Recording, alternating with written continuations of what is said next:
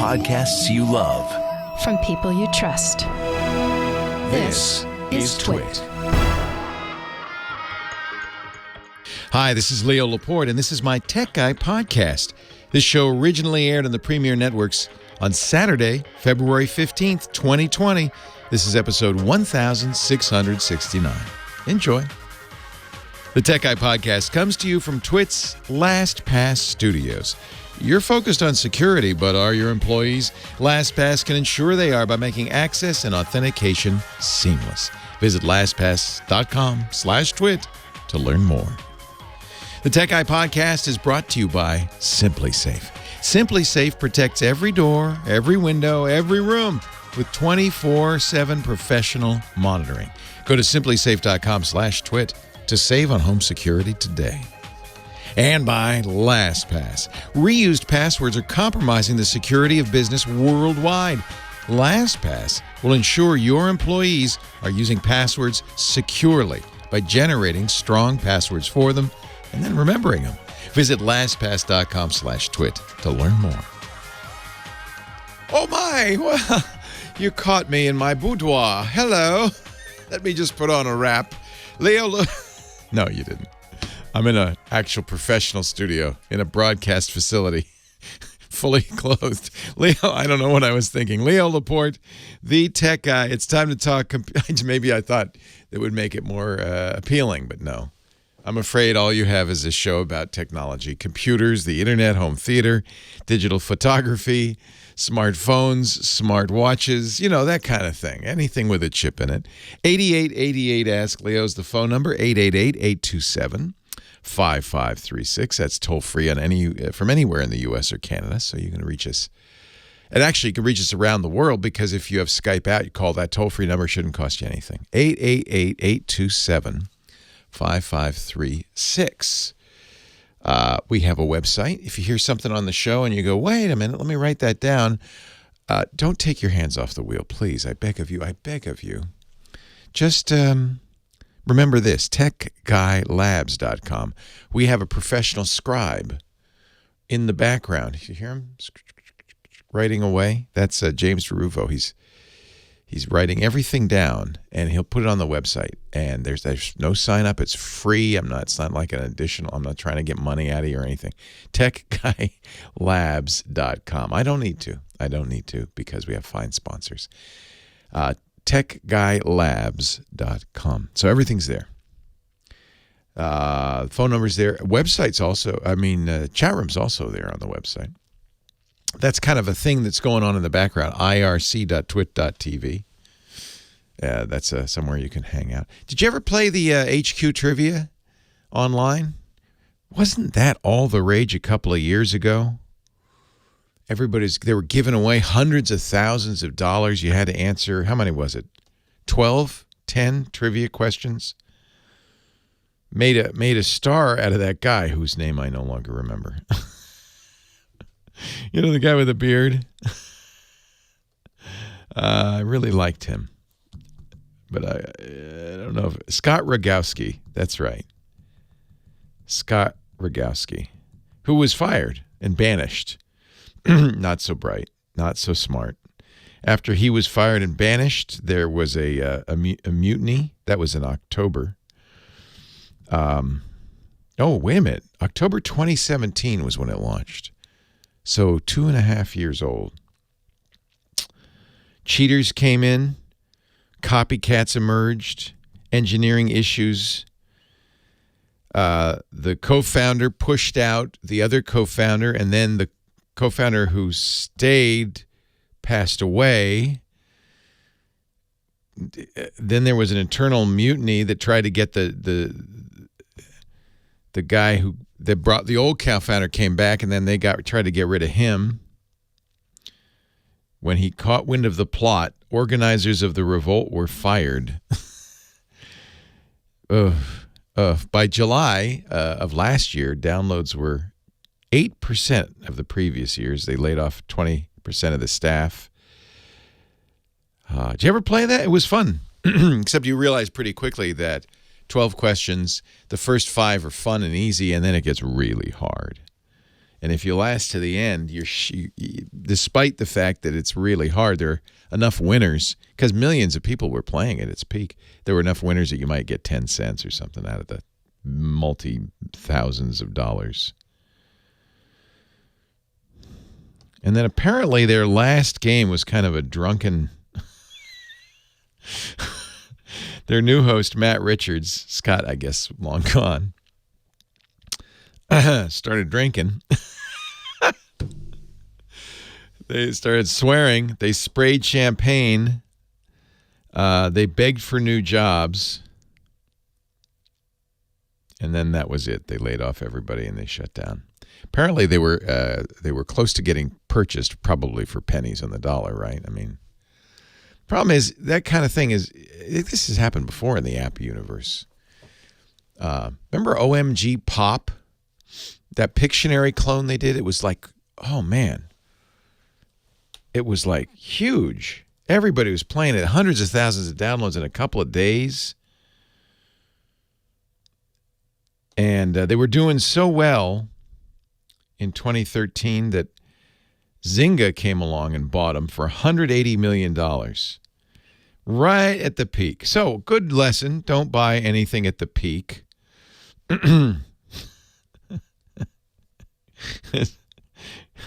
Draw My Thing. That was the name of it. Remember that? That's a bad name, isn't it, now that I think about it? It was the world's most played game on Facebook. 10.8 million active users. Zynga had Words with Friends, and it was only 8 million. So, draw something. That was it. Draw something. Not draw my thing. Draw something. Anything.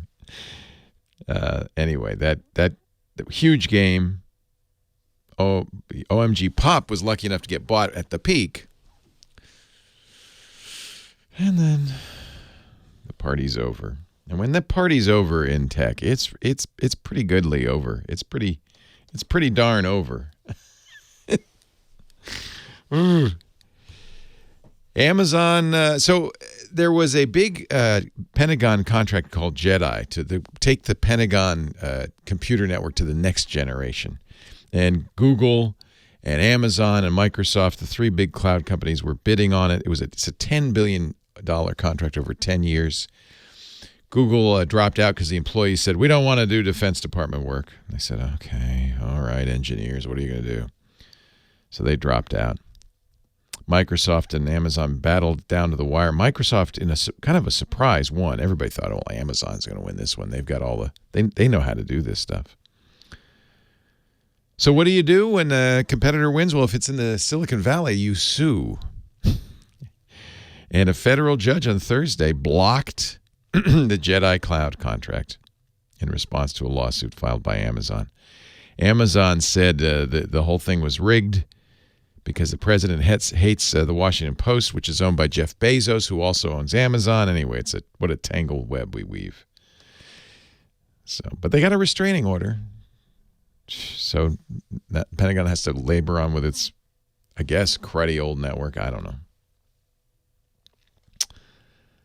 11 million Americans. Let me ask you a question. You can tell me the truth. It's just us. You ever borrow somebody's streaming password? Well, a lot of people do. Variety had the story. 95 million people in the U.S. used a major streaming service like Netflix or Amazon Prime or Hulu. 68 million were self-paying, like I pay for my subscriptions. 25 million dad paid. They had access, or mom. They had access through a family plan. 13 million were just using the free trial. But here's the headline: 11 million were mooching, using somebody else's password. You ever do that? You're not alone. 11 million admitted to it. I think the number might be a tad higher. Among paid subscribers who don't use a family plan, 1 in 3 share their login with someone else. It's much more pervasive among millennials. 44% share. And the estimate is that's about $1 billion in lost revenue. Well, maybe. maybe. Remember how the music industry used to freak out about piracy? Now it's the movie industry, now the streaming industry. Piracy. Did I say privacy? Piracy. I confuse the two sometimes. The Irish Republic has blocked Facebook dating in Ireland, saying they failed to show us what they were doing ahead of time. Okay. And it looks like the T-Mobile Sprint merger might happen. A court threw out all of the state attorneys general's lawsuit. I think there were 20 states in the District of Columbia. 10 states in the District of Columbia were suing to block the merger. The judge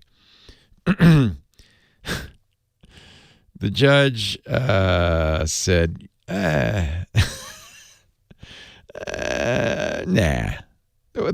Prices won't go up. No. Why would they go up?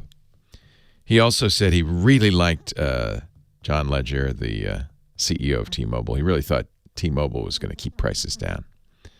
And probably most important, Sprint, which has been struggling, might not succeed if we don't let them merge. So the only thing remaining, the only thing between us and a unified T-Mobile and Sprint is the California Public Utilities Commission.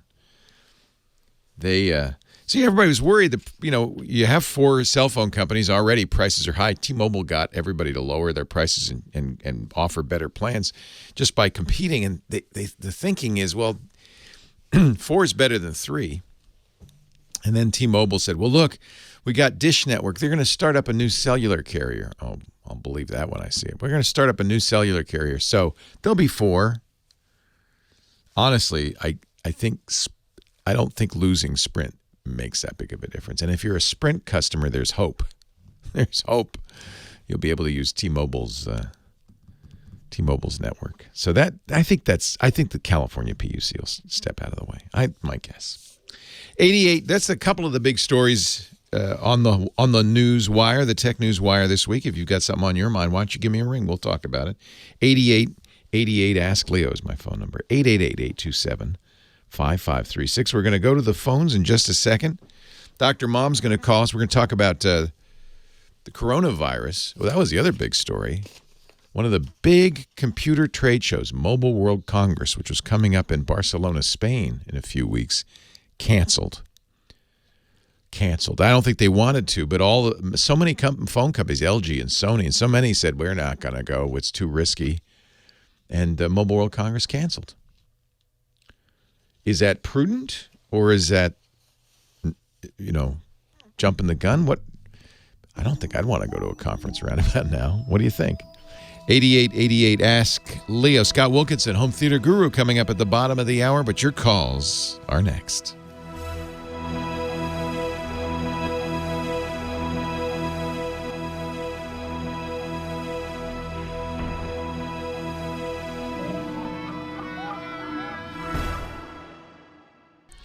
Ladies and gentlemen, I give you the unbreakable Kimmy Schaffer. She don't take no Schaffer. Hello, Kim Schaffer. Good morning. Unbreakable because she's the phone angel who answers your calls. And they try to break you, but no.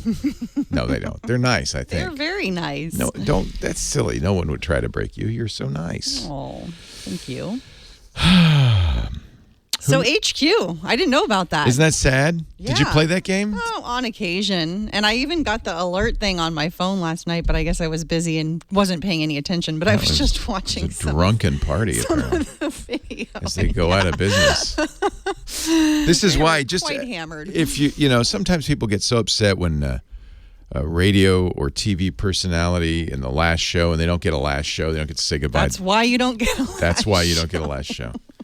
That's exactly why. I don't let my staff have last shows either. Actually, I did once, and it went on for a month. It was terrible.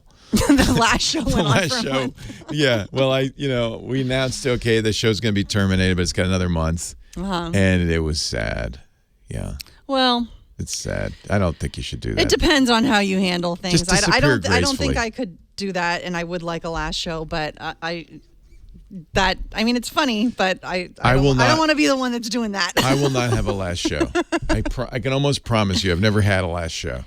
Well, you just walk away. You'll find out that your last show was your last show after the fact. In radio, they would slip your check under the locked front door and say, "Go away." Exactly. Go away. You're done here. Or you'll get called in the office and say, you know that show you just did? That was your last show. Yeah. So if I suddenly disappear and Kim suddenly disappears, then you'll know. You heard our last show. That was it. But, now with social media and such, you can find right? people, podcasting. But before, they just vanished into thin air, never to be heard Never from to again. be heard from again. Yeah, now they tweet. Yeah. That's another reason I hate Twitter. Long goodbyes. I don't like it. Yeah. Just go away. Don't fade out slowly. Just fade out. Quick fade, jump cut, over and out. Who should I talk? I'm sorry, I'm sounding harsh. Do you want to save Dr. Mom for when Johnny Jet's on? No, let's do Dr. Mom now. You want to do her first? Yeah. All right. Yeah. All right. I told her, I said, I'll get you on the minute you call. Thank you, Kim Schaffer. Hello, Dr. Mom, our personal physician. Hey, Leo. So I hope none of your staff had tickets to Mobile World Congress. No, we weren't going to go this year. In fact, a lot of the people I know who were going, who used to go, like Paul Thurrott, said, "Nah, I don't want to go this year." So, but nevertheless, a lot of tech journalists had to cancel flights. A lot of hotels in Barcelona. It's 100,000 people. It's a lot of money. So they canceled. Well, really, they probably canceled because more and more vendors said, "We're not going to go. We don't want to send our staff there." They were afraid. Because the mobile phones are made in China, and a lot of Chinese nationals would be there. They were afraid it would be a breeding ground for what we now call COVID-19, the coronavirus, and so these companies like Sony and LG just said, "Well, we're not going to go." At that point, you can't really have a trade show, so the trade show called it off. Is this the reason I wanted you to get you on? Is this overreaction? Okay. One thing first, people have to realize coronavirus has been around forever. It's one of the common cold viruses. In fact, isn't the influenza a coronavirus? Kind of, yeah. The yearly flu? Well, what you have to remember there was a disease called MERS a couple of years ago? Yep. That was the coronavirus in camels that jumped to humans. This is the coronavirus of what appears to be the pangolin, which is used for meat and for the shell in China that jumped to humans. Here's what we don't know. We don't know how serious it is because the Chinese government isn't releasing any data. We know that the doctor who signed the alarm died of it, but don't know what's going on there. Right now, people are being quarantined. We don't know if 2 weeks is adequate quarantine. They're taking a guesstimate based on human coronaviruses that if you don't get sick in 2 weeks, you're probably okay. So the issue is both how communicable it is and how fatal, how deadly it is. That's the point. Again, we don't know. The first presumption was that you were going to get people who were handling this particular animal, the pangolin, were the ones who were going to get it. So it would be. And then they suddenly. But Mike, I only have 30 seconds. Is it prudent to say let's not have a trade show? Think about it. What happens every time you go to CES? Yeah, everybody gets sick. Everybody comes back with. I think we dodged a bullet. I think we just missed COVID-19 at CES. So it is prudent. I wouldn't know. Yeah, I wouldn't do it. Until we know better, it's the smart thing to do. Dr. Mom, thank you. You can write me a prescription. I'll talk to you off the air. No, just kidding. I'm kidding. No, it's okay. Does Tamiflu help? You shouldn't take it. We don't know. We don't even know. That's the problem. We don't know what works, what doesn't work. They're taking a guesstimate on the 2-week quarantine based on human coronaviruses. San Diego, where I live now, just declared a state of health emergency because we've got people at Travis and Miramar Air Base who've been coming in from there and being quarantined there. So the problem is they're doing things we haven't done for 50 years. Talk to your mom. She'll tell you about people who were quarantined for scarlet fever and diphtheria. I remember that. We're going back to quarantining people. Well, what's interesting is we're in a different era than the 1918 flu pandemic. That was spread by homecoming troops from World War I. But we're in an era where people travel freely all the time, and we're tighter than ever. We're packed in closer than ever. So we've never seen anything like the 1918 flu pandemic. This could be, you think, as bad? It could be. As I said, the biggest problem we have now. And I don't want to discuss politics. China is not allowing the CDC in. They're allowing the World Health Organization and the CDC is trying to go in with them, but so far they've been refused access. Well, is WHO getting good information or no? They're about to go. They haven't gotten in yet. Gone yet. Nobody knows what's going on in China. Yeah. We know about the people confined on the ships. We know about the people. It's shown up in Europe now. France has its first case. It's going to be worldwide. There's no question, because people were exposed, got on planes, went home, and are spreading it around. Initially, they didn't think it was going to spread person to person. They found out pretty soon they were wrong about that. Yeah. How about a shot? How close are we to having a shot for it? Next year at the earliest. Next year. Because they have to figure it out. Although I did read a story that there's some AI has figured it out, but you still then have to make it and distribute it. And then the problem is they also have to figure out how fast it's mutating. The reason they're having trouble with the AIDS vaccine is that virus mutates very rapidly. Right. So you can immunize somebody against one, and 2 weeks later it's no good anymore. You're down in San Diego. Did you read the story about Inovio, the lab that says that we used AI and we figured out the vaccine in just a matter of hours? Did you read about that? I did, but let's see what happens. They got to make it. They got to test it. They got to see what happens. They're not going to just start handing it out. Again, remember that swine flu fiasco many years ago? Right. When they panicked and told everybody to vaccinate. And the vaccine made them sick. It made a lot of people sick. Exactly. So, yeah, they don't want to do that again. But I feel like our public health is much better than it used to be, right? We're pretty more prepared for this kind of thing. People have been preparing for this for years. No? But remember now we have the anti-vaxxers, which we didn't have back then, who don't want you to get any shots. This might thin that group out a little. Well, it's not thinning out the measles group, and measles has a 90% contagion rate if you're not immunized. Right. They think it's normal to get the measles. Right.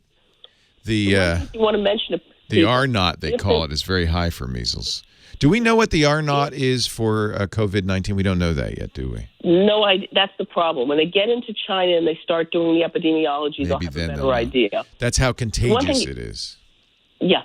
The one thing you might want to mention to people, if they want to wear a mask, it has to fit properly. It has to close off the sides of the mouth. If you put one of those rectangular ones that hooks on your ears, and you breathe and you can feel your breath coming in and out the side of the mask, it's worthless. It's not true.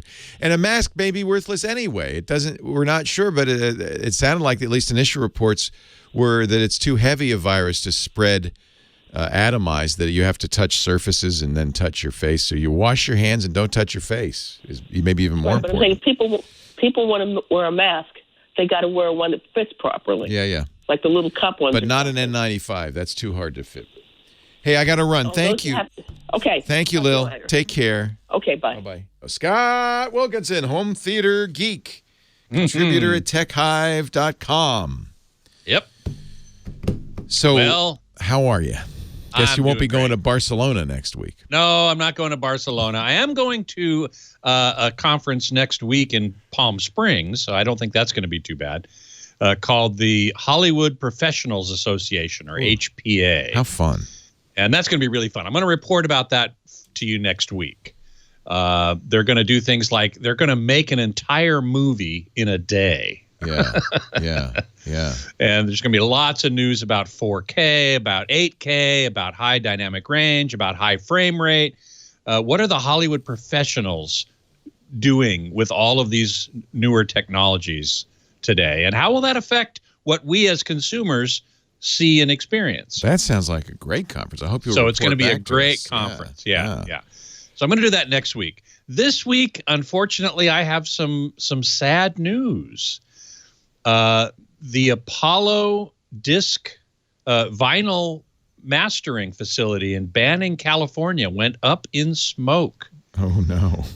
I shouldn't laugh. I'm not going to laugh. Well, vinyl records, you laugh at vinyl records, I do. right? A little bit, yeah.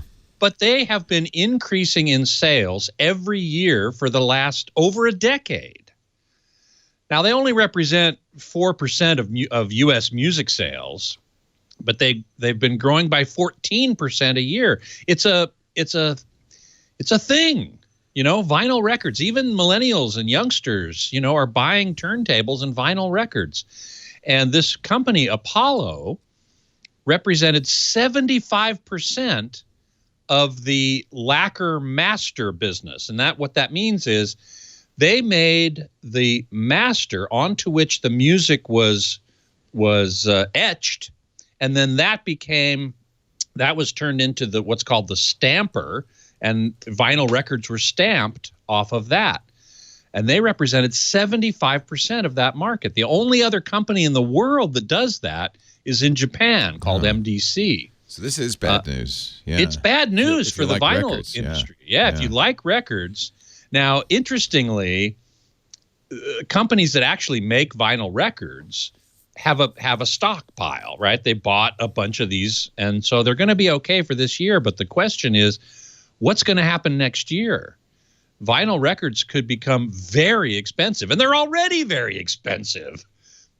You know, you pay like $20 for a vinyl record these days. Wow. And if it goes up significantly, which I bet it will, then, you know, that's going to really impact those people who really, really like vinyl records. And those who do, man, they are rabid about it. They love it. And it's interesting. Can we rebuild this place? This place was in Banning, California, by the way, which is between Riverside and Palm Springs. I bet a lot of the machines they use are no longer made. That's right. And the chemicals they use. Oh, boy. The chemicals they use to make this lacquer, and it was a secret formula. You know, it was like, and this company had been in business since the 30s. Wow. And they were owned by Capitol Records for a while, and then then CDs came along in the 80s, and Capitol sold them to another company. But you know, they were still going strong, and now they won't even be able to rebuild in that facility probably because of the hazardous materials that were used there for decades. So it's a sad day. I thought it was important to sort of note that those of you who enjoy vinyl records, and there are plenty of you out there, next year you're going to have a harder time. This really only affects new pressings. You know, vinyl records that already have their master are fine because they'll just keep pressing records from the existing master. Aren't people making new pressings? I mean, yes, absolutely. So a band will go into the studio and say, "Let's do this in vinyl." Yep. Really? Yeah. Wow. It's amazing, isn't it? Yeah. But they're doing it. They're doing it. And feels now like a hipster hobby, sort of. Well, like I said, you know, it's only 4% of U.S. music sales. 82% is streaming. Well, first of all, we should point out that U.S. music sales is minimal now anyway, because as you point out, people listen to Spotify and Apple Music and Google Music. They don't YouTube Music. They don't buy music anymore, do they? Well, they subscribe to those. But that isn't buying music. I suspect vinyl records at some point could be 100% of music sales. Yeah, it could. Yeah, because you know, all 500 people who buy them will be the only people buying music. Well, that's sad. That's very sad. It's very sad, and I thought it was worth noting. That's all I'm saying. And most recording is done digitally now, so the notion of you putting it on an analog medium because it's going to sound better doesn't make any sense. If you recorded directly into the lathe, into the vinyl lathe, which some records were done that way. Oh, many, but they were all done that way. Originally, a lot of them were. Yeah. Yeah, direct to disc it was called. Yeah. Remember those? Yeah, I used to buy those. Yeah, direct to disc. Yeah, you used to buy. Yeah, exactly right. Well, nowadays, of course, you're right. Almost everything is recorded digitally. It's sourced digitally. I mean, it comes off precious if they're making, let's make 100 vinyl too, because that then we can get a gold record. I mean, it's a little precious, right? It's still digital. Well, no, it's not. It's analog by the time it gets to. Yeah, just like it's analog by the time you listen to it on headphones or play it through your speakers, but it wasn't recorded in an analog fashion. Right, but how you convert it to analog makes a big difference. Right. Remember we talked about this last week, how you upscale the Super Bowl. It was recorded at 1080p, and then it was upscaled at 4K. And I did some watching of different feeds, and the upscaling that Fox did was much better than the upscaling that my TV did. Similarly, the digital to analog conversion that's done at a studio in preparation for a vinyl record is much better than the digital to analog conversion that most people are going to have at home. Yeah. So, you're gonna get that warm quality, particularly if it was recorded at high resolution digital, 24 bits, 96 kilohertz. You'll be able to reproduce an analog sound much easier than if it was recorded at CD specs, which hardly anybody ever does these days. So that's not really too much of a problem. So if you like the sound of analog recordings, you're right, they're originally digital, but when the studio converts it to analog, they're going to do a really good job, and it's going to sound, like an analog recording. And that's going to be harder to get these days, I'm sad to say. Yep. But, that's the way of it. Somebody will come up. The article in the Times said, if you put a GoFundMe page to reproduce, to get this place back up and running, you'd get $1 million in an hour. Because there are that many vinyl enthusiasts out there.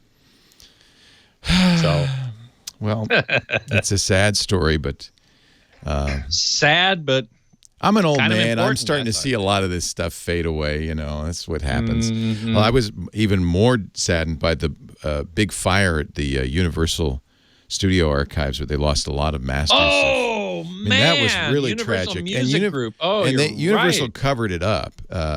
And those masters are gone forever. You can't. And they said there were like 17,000 artists affected, but they only talked about 19 of them. Well, so there you go. It was sad. That was very sad. Plug in your white iPod headphones and listen to, something new and forget about the old days. They're all fading away. I guess. Okay. Scott and I are fading away too. The home theater geek, Leo Laporte, the tech guy. More calls right after this.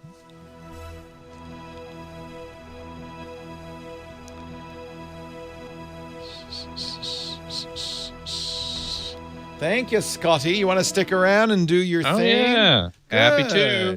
Good. Let me shift over. Sorry if it was a downer today, but that was that's the story. That's the story. It's a news story. I don't mind. That's the way. That's how it is, man. In this biz, the radio biz, you got to get the emotions going. That's right.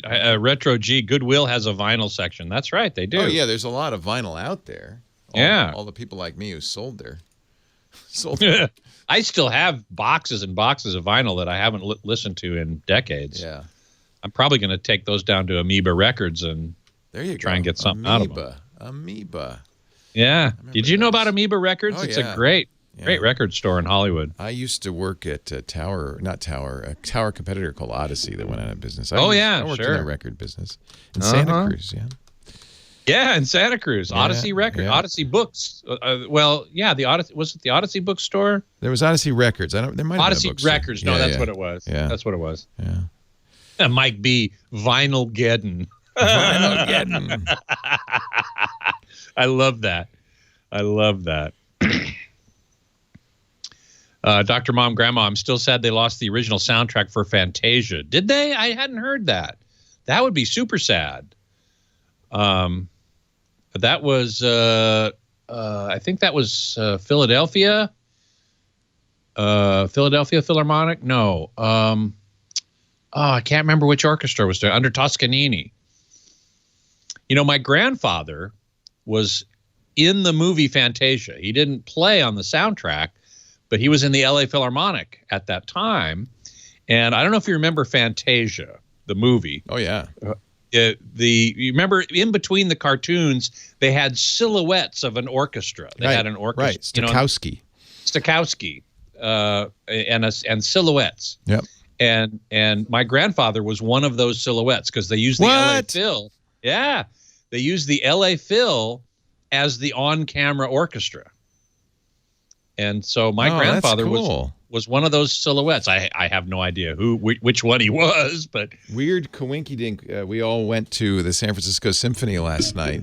Oh yeah. And the first piece we saw was written by the same French composer who wrote The Sorcerer's Apprentice. Oh, Paul Dukas. It was a beautiful piece. And then we saw, oh my God, the second half was the Saint-Saëns Symphony that was so beautiful. Oh, was it Symphony Number 3, the organ symphony? Yep. And they had the organ at Davies. You know it. Oh, it's one of my it's one of my all-time great symphonies.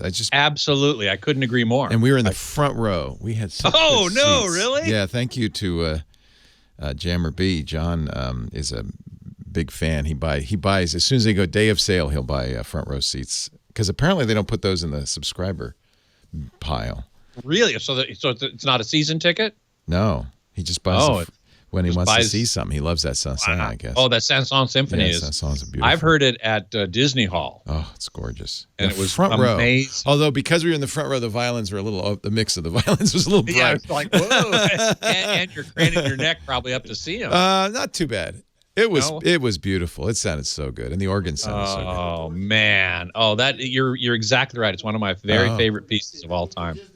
The symphonic pieces, certainly.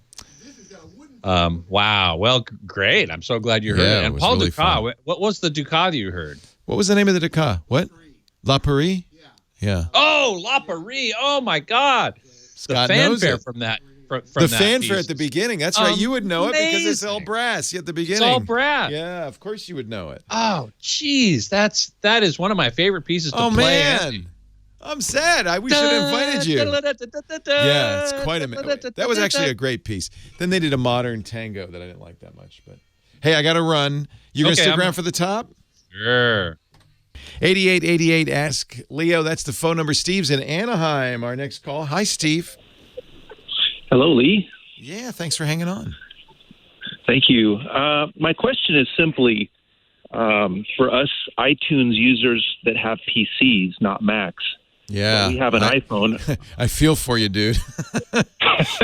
You probably already figure what I'm going to ask, and that's how do we negotiate, or what would your suggestion for our options if we want to sync our iPhone? I have an iPhone 11 with iTunes after March 31st. I'm hearing the rumor that Apple's no longer going to support syncing iPhone to a Mac. They will come up with something because too many iPhone users have Windows. So how in heaven's name could they, way back in the earliest days of the iPod, Steve Jobs fought against the notion of a Windows version. And fortunately, his executives said, Steve, you're nuts. We can't just sell iPods to Mac users. And they persuaded him to make a Windows version. And bad as it was, because iTunes on Windows has always been god-awful, they sold far more iPods on Windows than they did on Mac because more Windows users. So they're shutting down the iTunes Music downloads. There's no way they're going to shut down the syncing without giving you some alternative. Too many people have they don't want to say to Windows users, oh, you shouldn't have an iPhone. I mean, I'm sure they'd love you to buy a Mac, but that's not big enough of a business for them to do that. Well, last week when I called Apple, they told me that basically they're just, they didn't admit it, but they were trying to tell me in between the lines that they just want to force everybody to go to the cloud. Yeah, well, so first of all, that's not happened on the Mac. What they did on the Mac is they separated the syncing out from music. They actually took iTunes and turned it into 3 different programs, and the syncing is now part of the Finder on the Macintosh. All of that stuff is just completely out of iTunes. So I suspect there will be some similar solution for Windows users. There has to be, where it might be a little program you download that syncs. There'll be a way to do it. It would be suicide for them to say, "Oh no, you got to all do it. You got to all do it in the cloud." That's BS. Now, I should point out that the trend is their friend, not yours, because people are just not buying music. We're just talking about this. Almost all the music now is streamed. And so they figure, well, you'll have Apple Music on your phone. What do you want to sync it for? You got 20 million songs in your phone just by playing for Apple Music. So in that regard, you're right. I think Apple, would just love it if you would stop buying music. But we all bought music. I have, I don't know how many gigabytes of music, 100 or something. I want to be able to put those on my phone. I want to be able to sync those up. What if I'm in an airplane? How do I listen to music in an airplane? What's your solution there, Apple? Well, you just cache it from your Apple Music, and it'll be there sort of, and you hope anyway. And it's just dopey. So they have to. Now, if they don't, then I'll be yelling at them. But I just can't imagine that they would just cut off people like that. Well, thank you, Lee. Thank you for your answer. Yeah, it doesn't make any sense. So, yeah, I hope you're right. They are, in the long run, figuring, well, who's going to sync music? But if you've bought music, and until recently, that was how you listened to it, you own it, and there's got to be some way to put it on your iPhone. That would be the kiss of death. Now, there are third-party solutions. I don't think Apple is going to promote these, but for a long time, there have been a number of good ways to sync from Windows, better ways, frankly, than iTunes. I'm trying to remember the one that I like a lot and I've used for a long time. It's, golly, it'll come to me. It'll come to me. I think that might be the other solution is just these third-party apps that will sync just fine. This one was created by a guy who had written software to unprotect music. See, it's too big a business for Apple. And by the way, Apple's iTunes is the #1 retailer of music, at least in America, if not the world. They still sell a lot of music on iTunes. In fact, I make a point of it. If there's an artist I really like or an album I really like, I don't just listen to it on streaming because I know artists make a penny or, a tenth of a penny for stream. They give nothing. So I will buy that album on iTunes to support them. What was the name of it? I want to say Diamond. There was a very nice syncing program that ran on Windows. It ran on iOS. It ran on Android. It was a really good way to sync it. Even synced. Is it sank? Even synced your playlists and all that stuff. Double Twist. Thank you. That was the name of it. I knew the chat room would remember. They're my memory bank. Let me see if Double Twist is still around. Apple does say you'll be able to continue to use iTunes to sync. You just won't be able to download or buy music. Take a look at Double Twist. They still will sync iTunes playlists, ratings, play counts, and music to your iPhone. And they'll do it wirelessly as well as wired, I think. There are I'm sure, other solutions as well. Because Apple's iTunes was always so bad. Boy, that would be infuriating. Doubletwist.com. Thank you for remembering that, Golem. That's the program I was trying to remember. Our show today brought to you, as always, by the good folks at iDrive. This is actually kind of related because you can have something on your hard drive, but you better have multiple copies. You can have a song on your iPhone, but it better also be on your hard drive, and it better also be backed up to the cloud. That's what iDrive does. It gives you enough storage you can back up all of your music and plus, and then some. iDrive keeps winning in awards. They were just once again named Best Cloud Backup Solution for 2020. Of course, PC Magazine said that. PC World said it. IGN says it. Tech Radar says it. That's pretty much everyone. I say it. They reviewed iDrive against all the other services. iDrive came out on top because it's the best for PCs, for Macs, for servers, for smartphones, for your music collection, for external hard drives, whatever you've got. One account, one low price, nothing comes close. It also is the fastest when you start up. It has an express backup to get going. For consumers or for businesses, iDrive is a must to protect your digital assets, an insurance policy for your critical data. And in this day and age of ransomware, we all need that insurance policy. 6 years in a row, Editor's Choice Award for Best Online Backup at PC Magazine.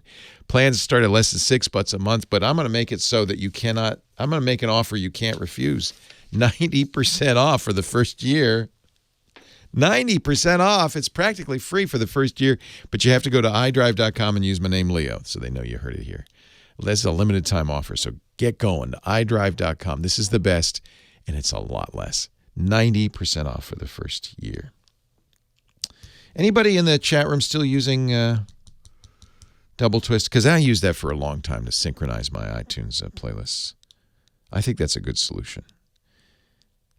And Apple does say that despite the fact they're going to stop selling music on the iTunes for Windows, they will continue to sync.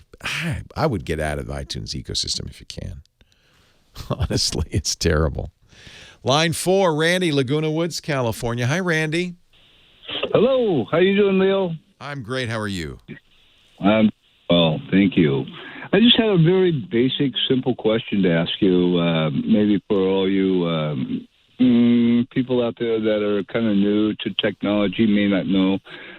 What is your criteria when you try to decide between an Android system or an iPhone? Oh, that's a great question. And I use both. Same with Windows and Mac. I use both, and I use Linux too. Part of my job is to use them all. And I will tell you something that no advocate for any one of those systems will tell you. They're all pretty much the same. So there is I don't believe there's any real objective criterion for choosing one over the other. People will say it, iPhone's so much more secure. And there are some differences. iPhone is for people who don't want to mess with their phone, who just want to use it. Android is great for people who like to tweak their stuff. Same thing with Windows and Mac. Windows is much more tweakable, customizable. Apple's philosophy is we know how to do it. Don't be messing with it. So that kind of comes down to your personality.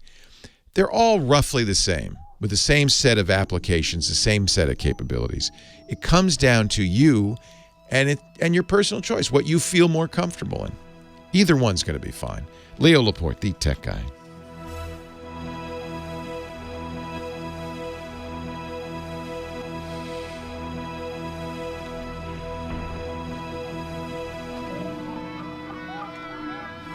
And now, ladies and gentlemen, without further ado, Scotty Wilkinson. Woohoo! While I go feed myself caffeine.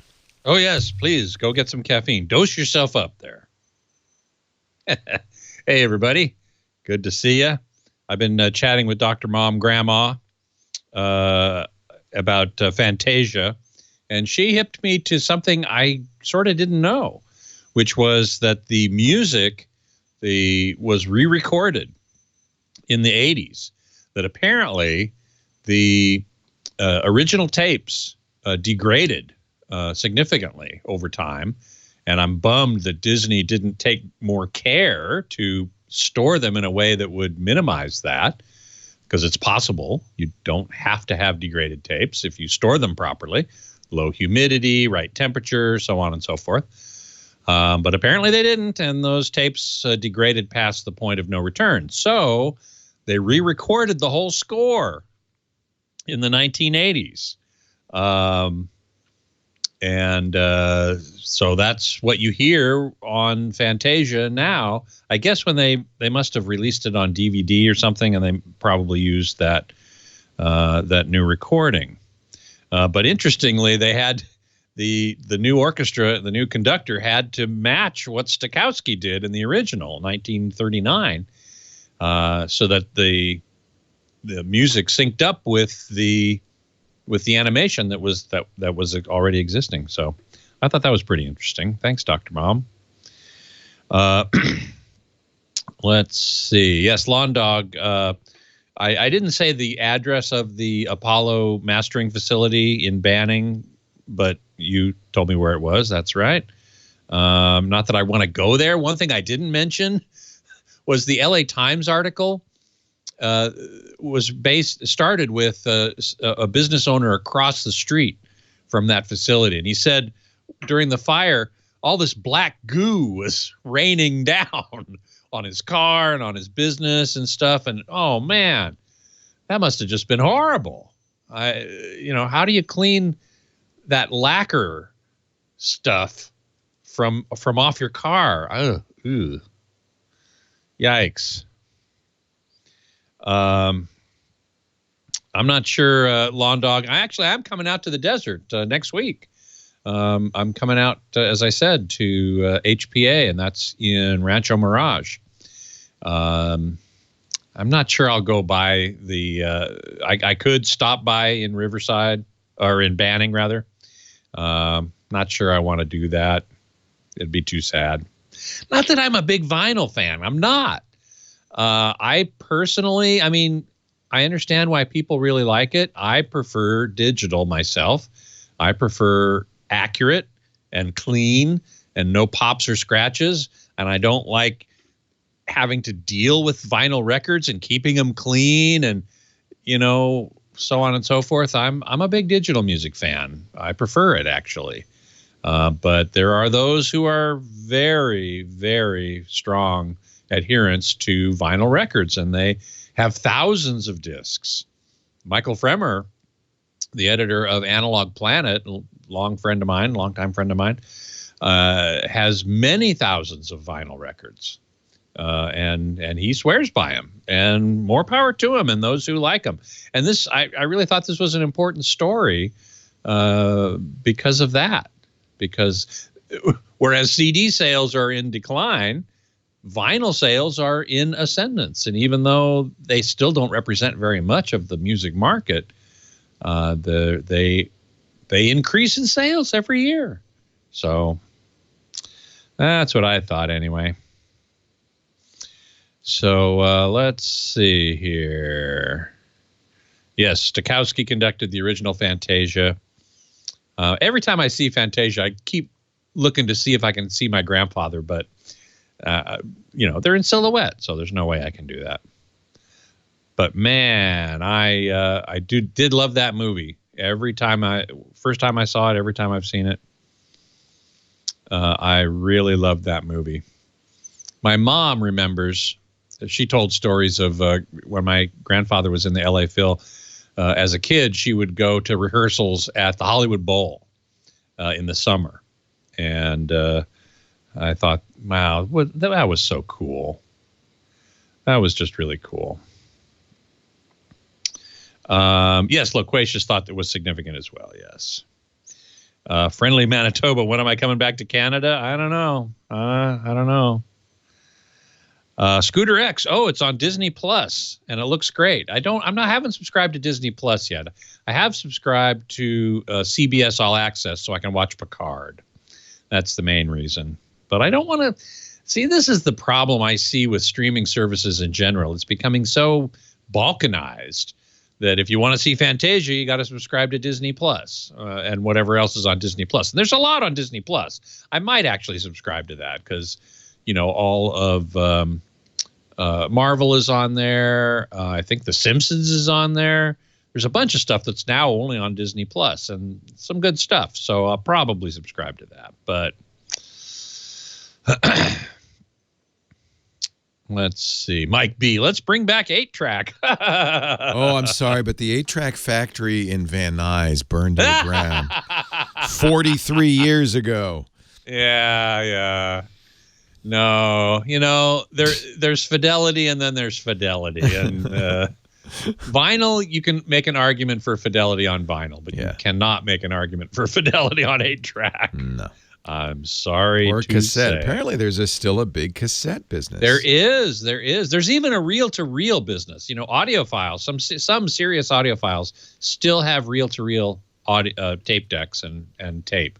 Where they buy them, I have no idea.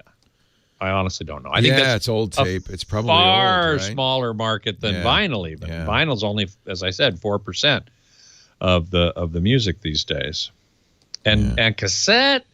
I guess there is some interest in cassette, but no, it's hipster. It's a hipster BS thing. It's a hipster thing, but I'm sorry, the fidelity on a cassette cannot be very good. No, it's awful.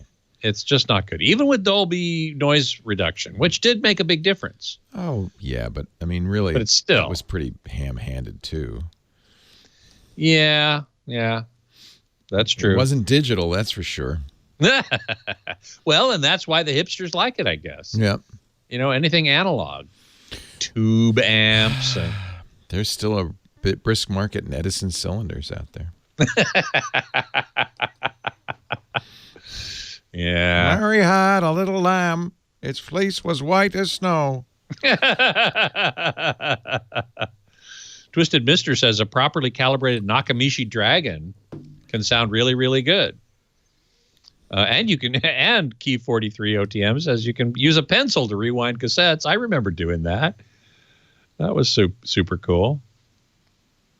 Lawn Dog says one great thing about reel-to-reel is that the tape decks were high quality. Generally, that's true. Frequency response, 18 and 20 20,000 hertz at the top end. Reel-to-reel decks were more like 22 to 24. That's true. And vinyl can get up to like 50 kilohertz. So it's got super high frequency range. Dynamic range, not so much. Yeah. Oh, we got to go.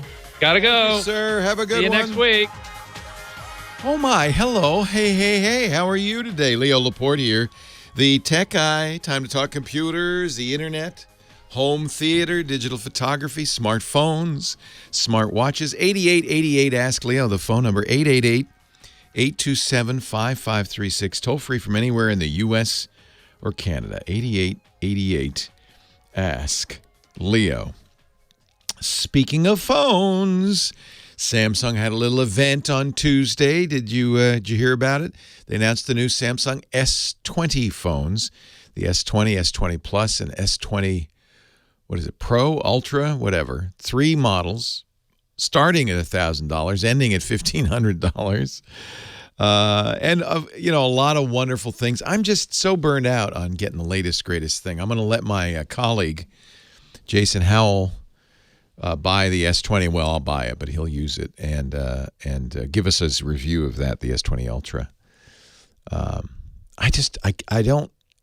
Now that phone companies, Apple's doing this, Google's doing it, and Samsung are doing it, are now releasing new devices twice a year. It's too much. It's too much. I like the Samsung phones a lot. Now, having said that, Samsung also announced something they call the Z Flip. It's a folding phone. I did order that. So I'm going to get that one. Jason's going to, and by the way, equally expensive. It's $1,400. Well, $1,380. And good luck getting it.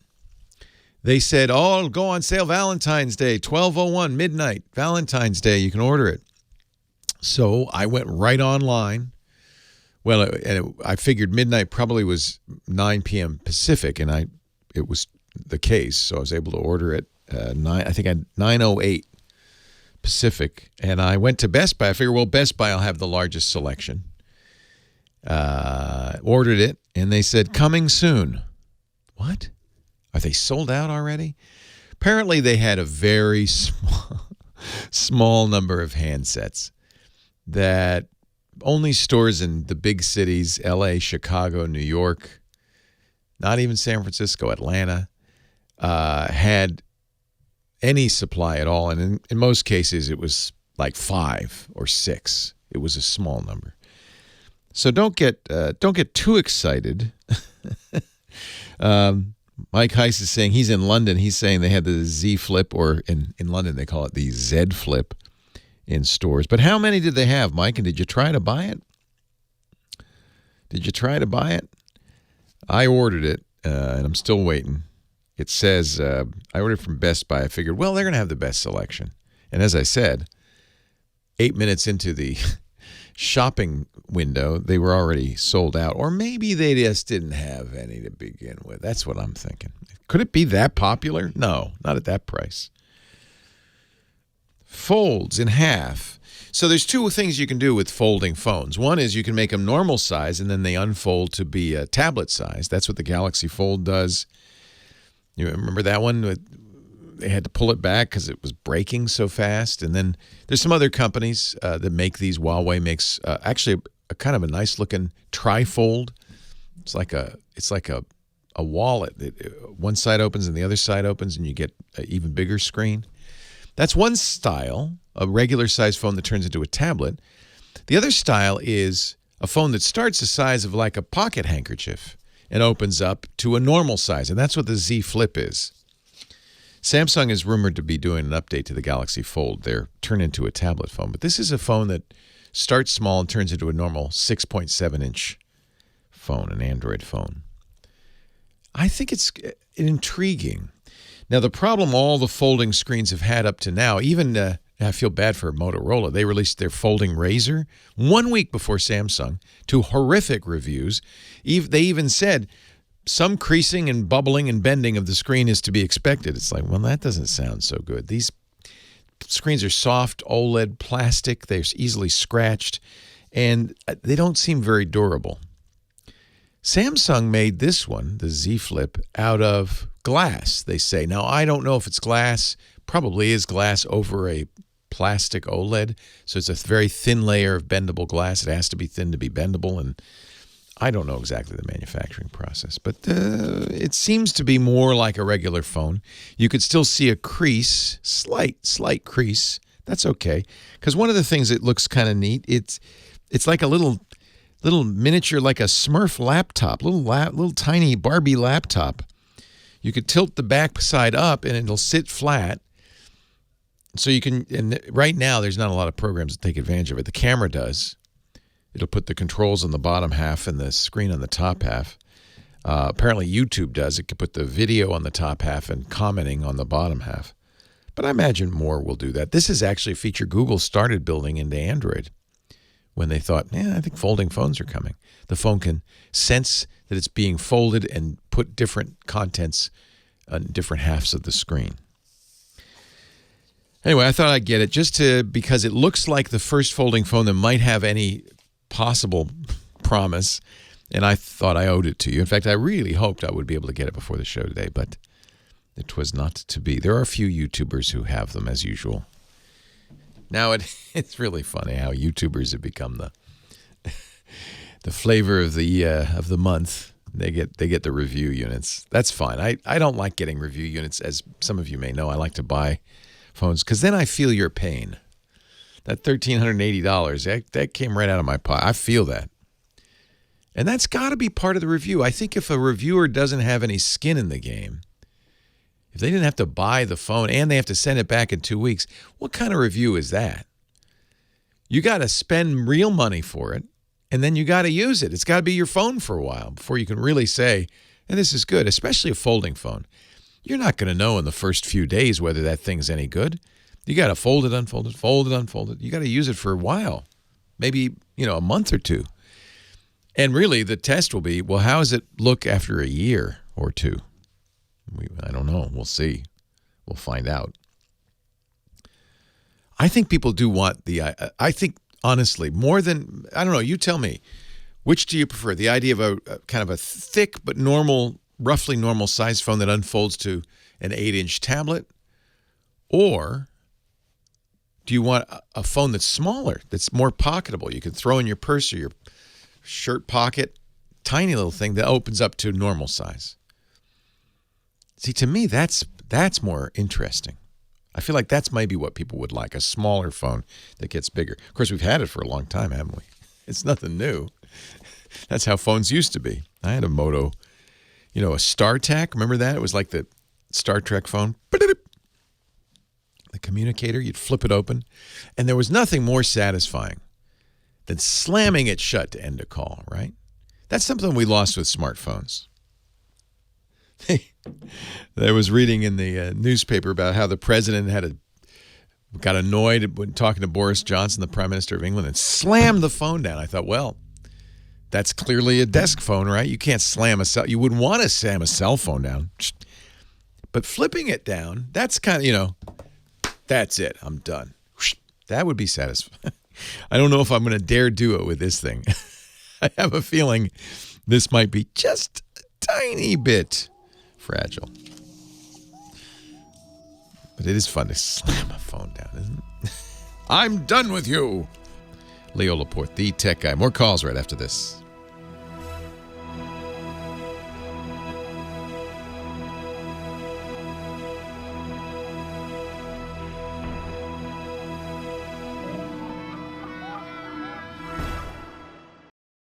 Our show today brought to you by this little thing. This little doohickey right here, that's the Simply Safe base station. Simply Safe is, simply put, the best home security. And I'll tell you why. Every night, your local police departments all over America, get hundreds of calls, not from humans, from burglar alarms. And I'm sorry to say, a lot of the times the police department goes, yeah, them again. It's a false alarm. And even if they're calling from a human, even if it's a monitoring service calling, all I could say is the motion sensor went off. Police want more. That's why Simply Safe Home Security is better. Because if there's a break-in, Simply Safe uses real video evidence and sends that to police. The police can see what's going on. They say, oh, this is a break-in, and they respond. And in fact, that means, this is an amazing statistic, police dispatch up to 350 times faster for Simply Safe than a normal burglar alarm. I've been singing the praises of Simply Safe for years now. This base station is impervious. You can beat it up with a baseball bat. Doesn't matter. It's still, and they have the best 24/7 monitoring for about a third what you'd pay for the other guys, $15 a month, and no long-term contract. It's about 50 cents a day for the best 24-hour monitoring. They've got outdoor cameras, they've got doorbells, they've got entry sensors, they've got motion sensors, they've got glass break, they even have water leak sensors. And you pick the sensors you want, and you install them yourself. You just peel off the back end and stick them up, which means you could take them with you if you move. It couldn't be a better solution.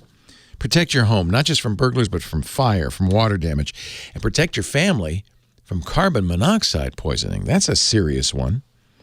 You can set it up easily. No guy traipsing through your house. Big boots, hammering, drilling. No, none of that. It's easy. And 50 cents a day for the professional monitoring with no contract. Simplysafe.com/twit. That's the place to go. Free shipping, 60-day risk-free trial. You've got nothing to lose, and you've got everything to protect. Go to simplysafe.com/twit. That way they know we sent you. Simplysafe.com/twit. Thank you, Simply Safe, for supporting the program. Leo Laporte, the tech guy, 8888. Ask Leo. The phone number. We're taking your calls, talking high tech. Let's go back to the phones here. Line 1, and that's Ed in Las Vegas. Hello, Ed. Hello, Leo. How are you, my man? I'm great. How are you? I'm fine. I used to be Ed in Upland until we moved up to Las Vegas. So, how do you like it there? We were thinking of retiring to Las Vegas in a few years. You like it? We love it here. We've been coming here for 30 years as a playground anyway. So yeah, that's my thought exactly. I'm going to move to the playground. I'm a little worried about summer, though. I hear it gets kind of hot in summer. 117, Leo. That's a killer. So what do? You go to the snow in the summer? Well, no, you go from the air-conditioned house to the air-conditioned car to the air-conditioned casino to the air-conditioned whatever, right? That doesn't sound so bad. No, not so bad. Right? I could live with that. You can still have your playtime and, so. But I got a problem I need your help with, Guru. Sure, Ed. I'm here for you. I took my iPhone 7. I don't see the need to have the latest and greatest phone, and I depend on an iPhone because I'm blind. I'm one of your blind listeners. And I depend on the iPhone because of Siri. Yes. Being blind, my daughter and my wife keep telling me, well, you need the new phone. It's got all these touch features. Well, big deal. I'm blind. Yeah, you can't use them anyway. No, and I think the iPhone is famous for what they call accessibility. Its accessibility is very good, right? I mean, would you agree? I'm not sure how to... Do you use the screen reader or anything like that? You don't. Oh, you don't even use that. You just talk to Siri. So, right. I listened to what's his name that called in a couple of weeks ago that helps compromised guys like me, but I didn't get his... I'll put you on hold after we're done, and I'm sure that Kim has that information. Right, yeah. But my problem is I took the iPhone in because my iPhone 7 has been dying. I can leave it as I check it at night, and it says it's got 50, 60, 70%. And I said, okay, I don't need to charge that, so I put it on the nightstand, and then in the morning it's still completely drained and 50. Dead. Oh, yeah. And I can be talking to someone on the phone, on a phone call, and it just dies in the middle of it. Can you ask Siri how much battery's left, or do you have to just kind of guess? Well, no, Siri tells me how much battery. Oh, good. She's a nice lady. So here's the deal. This is true of all phones, not just Apple's phones. Those lithium-ion batteries inside only have a certain number of charge-discharge cycles. The chemistry, you know how a battery works. It's a chemical reaction. Right. But it uses up part of the chemistry each time. And most lithium-ion batteries perform very well up to about, 80%, and after that they start to perform worse and worse, and eventually it won't hold a charge at all. So typically that's about 500 full charge discharge cycles. So you actually got a good, 500, maybe that's a year. 2 years of use, but you got more than that out of your 7. So, well, the guy told me last night when I took it into, if I can say the name of a company. You sure can. Batteries plus bulbs. Yeah, and I've seen that store. That's all they sell, huh? Batteries and bulbs. Batteries and bulbs. Every kind of bulb in the world is made. It's a clever idea. We have one up here. Yeah. Okay. Yeah. So what did he tell you? Well, he's told me, of course, the battery was bad and was going down quick, even while we weren't. Always get Apple to repair it, though. Don't go to batteries and bulbs. Go to the Apple store. There's a nice one in Vegas. I think it's on the Strip. Go to the Apple store, and I think they charge $90. I got to tell you what happened, though. If you'll sure, help me out, please. Sure. The guy said it'd take about a half an hour. So my wife and I waited in the car. He come out in a half an hour, and he said, "Well, I'm having some trouble with the glue I'm using. I'm not sure whether that's just for putting the case back together or what." And he says, "I need a few more minutes. Not a problem." Then when he come out a half an hour later, he says, "Well, I was done and I was putting it back together and I turned it back on and it comes up to the Apple logo and that's as far as it goes." That's as far as it goes. So now it wouldn't turn on past the Apple logo, and I don't know what the possible problem is. Yeah. But they've still got the phone, and my wife called a little while ago, and they said, "Well, we're still working on it." So I'm just going to reiterate what I said. It's too late for you. I'm sorry. Never get anybody but Apple to do this. Apple for an iPhone 7 charges $49. Really? And they know how to do it. iPhones are not made to be serviced. It's hard to take them apart. It uses strange, parts. It uses glue. They don't make it easy. But the Apple Store has special machines to do it. I would get it back from that guy and just say, "Okay, fine. I'm taking it to the Apple Store. Thank you, guy." And it was a perfectly good phone when I took it in. Well, it isn't now, is it? Pardon? It's not now, is it? No. Well, it'll come up to the Apple logo, and that's it. Yeah, but Apple will fix it. Question, Leo. Yeah. For a guy like me who's blind, and I depend on Siri, is there any reason for me to use anything other than an iPhone? In other words, an Android or an iPhone? I wouldn't. I think Apple probably has the best accessibility, but everybody's trying very hard to make but I don't use the accessibility. Well, if Siri's all you use, Google has a very good assistant. Actually, the Samsung phones have the Google Assistant plus their own assistant called Bixby. And Bixby actually is helpful for blind users because unlike Siri, which can only do a few things with the phone, unlike Google Assistant, which only can do a few commands that are specific to the phone, Bixby's designed to operate the phone. So you can say things like, "Bixby, open the camera app and take a picture. Open the camera app and take a selfie." It is more, I think it's more specific to the phone and more capable. So maybe look at Bixby. But honestly, the best thing for you to do at this point was you go back into bulbs and batteries and say, "Hey, thanks for trying." You really, honestly, it's not his fault. Apple makes it very hard for third-party people to repair Apple devices. They keep the manuals private. They keep the parts private. And most importantly, they build devices that require specialized hardware to open them and fix them. Hardware they have at the Apple Store. Hardware, batteries, and bulbs doesn't have. So I would pretty much stick with Apple authorized repair centers, and if you've got an Apple Store in your neck of the woods, that's their best bet. And as I said, I'm looking at the replacement price for more modern phones out of warranty. It's $69 for an iPhone 6, 7, 8 SE. It's $49 to put a whole new battery in there. And the thing is, in all likelihood, he did something that Apple said, we don't trust this, and so it's not booting up. But Apple can fix that, I bet you. Leo Laporte, the tech guy.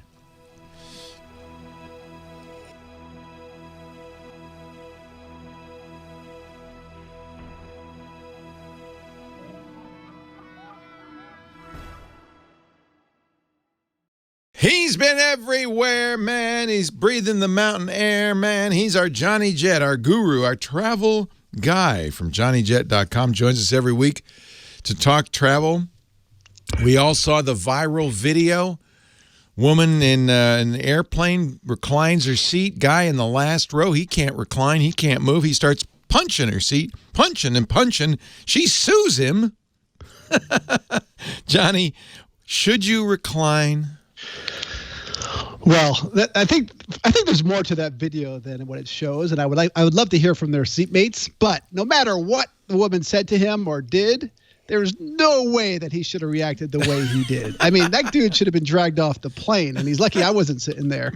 But a lot of people on Twitter, of course that's Twitter for you, said, "Well, we understand the poor guy. He's squeezed." It blows my mind. It's like 50% almost back the guy and 50% back the woman. What does American Airlines say? Well, I don't know what their official statement is because it actually wasn't on an American plane. It was one on their regional jets. Oh, okay. But doesn't matter. It's still there. It was still operated by, it was still their code share. But the point is when you recline and, obviously on short flights, you really don't need to. But if the person in front of you reclines, you have to recline. He can't recline. See, that's the problem. That's his problem. He's in the back row. He should not have booked the back row. He should have paid either extra or booked or set up like a seat reminder where you can find out when these other seats open up for free. He just didn't care. I mean, I don't know his story, but that's ridiculous. So my point is, if you're going to recline, always give the person the heads up. I always turn around. Oh, how many times have I had a laptop almost crunched? Yeah, And maybe that happened to him. I mean, that ticks me off when someone just slams their seat back and you have no notice and you're working on your laptop. So you have to always turn around. That's the polite thing to do. And you know what? I once flew LA to Paris on a long flight, didn't get any sleep. And then I flew Paris to Lyon, which is like an hour flight. And normally I wouldn't recline, but the person in front of me reclined, so I had zero space, so I had to recline. And when I reclined, the woman behind me snapped. She was an American woman, and she was like, "I have a bad back." And I was like, "Listen, tell the person in front of me to lift up their seat, and I will be gladly to do that." And, so Johnny Jet says it's okay to recline if you turn around first and say, "I'm just going to let you know I'm going to lean back now, going to recline, not ask for permission, just do it because it's your right to recline." If there's a button, it's your right, is my philosophy. The airlines should remove the buttons if they don't want people to recline. And there's so many, and I've seen fights almost happen on flights because of this. But the thing is, you know what? The consumers actually have driven it this way because right after 9/11, when all the airlines started cutting back space and meals and baggage, all that stuff, American actually left their seats 5 extra inches for everyone else for at least 6 months, maybe a year, to see if people would pay more, just a little bit more, to have these 5 extra inches of legroom. It was like a few dollars more back then, and people weren't booking it. They would book the lowest price, even if it was $3. So it's the consumers to blame for the airlines who are, making these prices so low. I mean, it's never been this cheap to fly. So my point is, that guy should have either You can't blame us. You're blaming the people who fly? I'm blaming because we're the ones making the airlines. We're not making them do anything. Well, then start booking seats that have a little bit more extra leg room. Stop making flying sardine cans. Oh, I agree. They can't go any more. They can't get any less. It's ridiculous. When you get stuck back there, you can't even move. You can't work. But the person does have the right because the button is there. If the button is not there, the guy really should have moved his seat. Yeah. I mean, I almost always get a seat that has extra legroom, and I get it for free most of the time. I mean, partly because I have elite status, but even if I don't, you can always ask the gate agent, at the last minute when they start upgrading their frequent flyers who usually hold those, if they can move to there. And if you're nice, sometimes they'll do it. The good news is airlines are probably going to go out of business because no one's going anywhere until this coronavirus thing stops. Well, I mean, especially Hong Kong and China. Yeah. But I mean, that is definitely a problem, and it's not a great time. Are you traveling? You're not traveling now. No, I was supposed to be leaving tomorrow on my round the world trip, which included stops in Singapore, Hong Kong, Bangkok, but not mainland China, and certainly not. No, but I'm Wuhan. glad I did. American Airlines actually gave me a difficult time when I tried to cancel my ticket 2 weeks ago because that flight was still operating. Now they've canceled that flight. Most airlines have canceled their flights through April, mid-April. Even to Hong Kong and Singapore. Just any most Asian of them. flights, huh? Not all. American still flies. Would you be Hong Kong, afraid to fly? Dallas. Would you be afraid? Would you want to stay at? Would you go to China right now? You'd probably get a good deal. Well, you did get a real good deal. If you could get there. I would not, because I have 2 little kids at home. If I did not have 2 little kids, I wouldn't go to mainland China, but I would go to Hong Kong, and I'd definitely go to Singapore and Bangkok. Although, you just don't know what's going on with this disease. Although, again, I just saw the numbers by the CDC with the flu. Since the fall of this year, over 14,000 people in America have died from the flu, but no one really talks about that. From the normal flu. Yeah, and so far, I think 1,500 people died from coronavirus. I'm asking the wrong guy because you're a germaphobe. Well, no, I would still go. I mean, I would still get on a plane. But you'd wipe everything down. I would wash your my hands. hands often. Yeah. But I wouldn't go to mainland China. No. This would be a good time to go to Barcelona. The Mobile World Congress has been canceled. Yes. And that means there's probably some pretty good deals in hotel rooms. Yeah. So, coronavirus is disrupting not just Asia, but the whole world. So, one of my travel tips is always stay away from cities that are hosting events, like huge conferences like the Mobile World, also CES in Vegas. Find out when they are, because the prices are going to be astronomical. But right now in Barcelona, as my cousin Artie just pointed out, prices are real cheap to get a hotel room during that week because 109,000 people were supposed to be there. Wow, 109,000 people. And now they're pulling out. So, you know what? Get on Hotel Tonight and get a last-minute room, and you will find a screaming deal, or call them up. I have now. Here's my question. I have a cruise booked for Asia, starting in Hong Kong, ending in Singapore, exactly 1 year from now.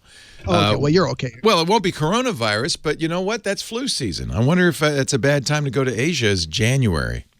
Well, no, I mean, you've never heard about these quarantines. I mean, the one thing we had it with SARS, we had it with MERS. Yeah, but I didn't think they didn't quarantine any Americans coming back right now. No, this cruise ship thing is but see, I will be on a cruise ship. Yeah, they're sending a plane to Japan to pick up American passengers. Yeah. And they've been in quarantine for almost 2 weeks, and then they're going to have to be in quarantine here for 2 weeks. So that is a long time to be away from work, from your family, from your life, especially on these cruise ships where you're in a small cabin. Yeah, they don't. People figure, well, I get to keep going on my cruise. No, they confine you to your cabin. It's not nearly as nice as it was. So this is a great way for cruise companies to make sure that you upgrade to a cabin that has a window, because I've been hearing horror stories about people that are inside and they're doing solitary confinement, basically. Oh, yeah, you're in a cell.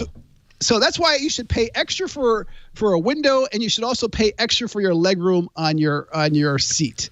And you should never punch the seat in front of you. No, and actually, for any reason.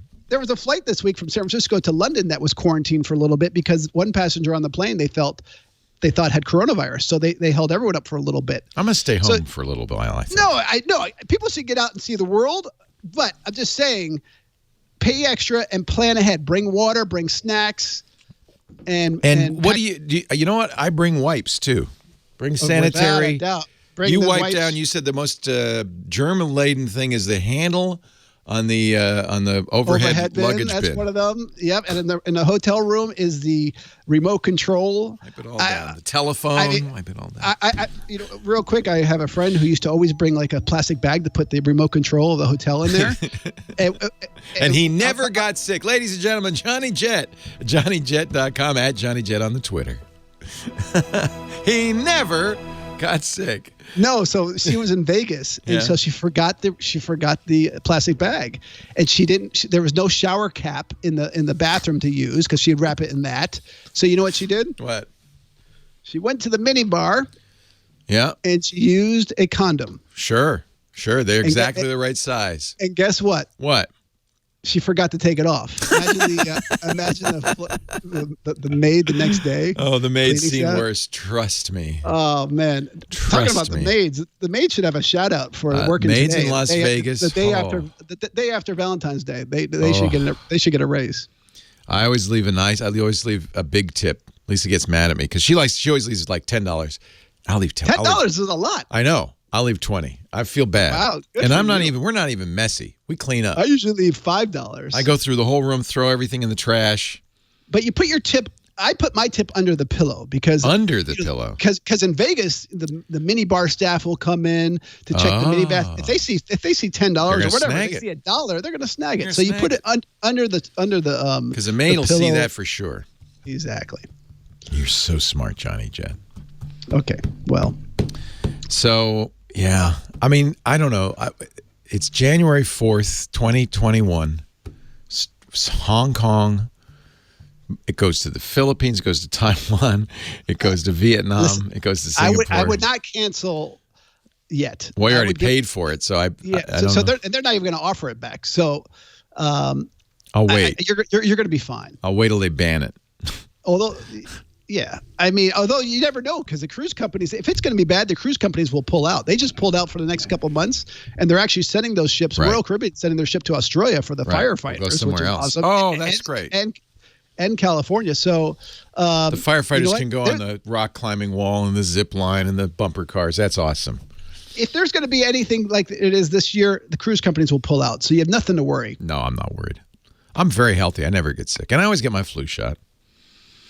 Well, that's not going to help you on this. Just keep your hands away from your face. And I wash my hands a lot. I didn't get sick at CES. I mean, I wash my hands all the time. So I'm not too worried. Yeah. I got to learn. I'm going to train myself not to touch my face. It's tough. And I think I've trained myself. I used to bite my nails or touch my nose. And now I do not. I don't rub my eyes. I just punch the seat in front of me. I'm sure I'm getting destroyed in the chat room. I had to go look because about this. No, I think people will agree. He looks like a jerk. The guy should have been dragged off. And and the flight attendant should never have bought the guy alcohol afterwards, because he didn't have room. I mean, you had to give the guy more alcohol? That's the last thing someone needs on a plane. He's watching a movie. You can see him watching a movie going. All right. Well, you have a good week. All right, Johnny. Stay healthy. Thanks. You too. Take care. Bye-bye. Bye-bye. Leo Laporte, the tech guy. 8888 ask Leo. Line 1, Julian from L.A. You heard the last call, Julian. You had to call in and say hi. I did. I had to call as a member of the blind wing of the Twit Army. I have to help. Thank you. So you don't mind giving out your email? Not at all. My website actually is www.techjv.com. That's TECHJ as in John, V as in Victor.com.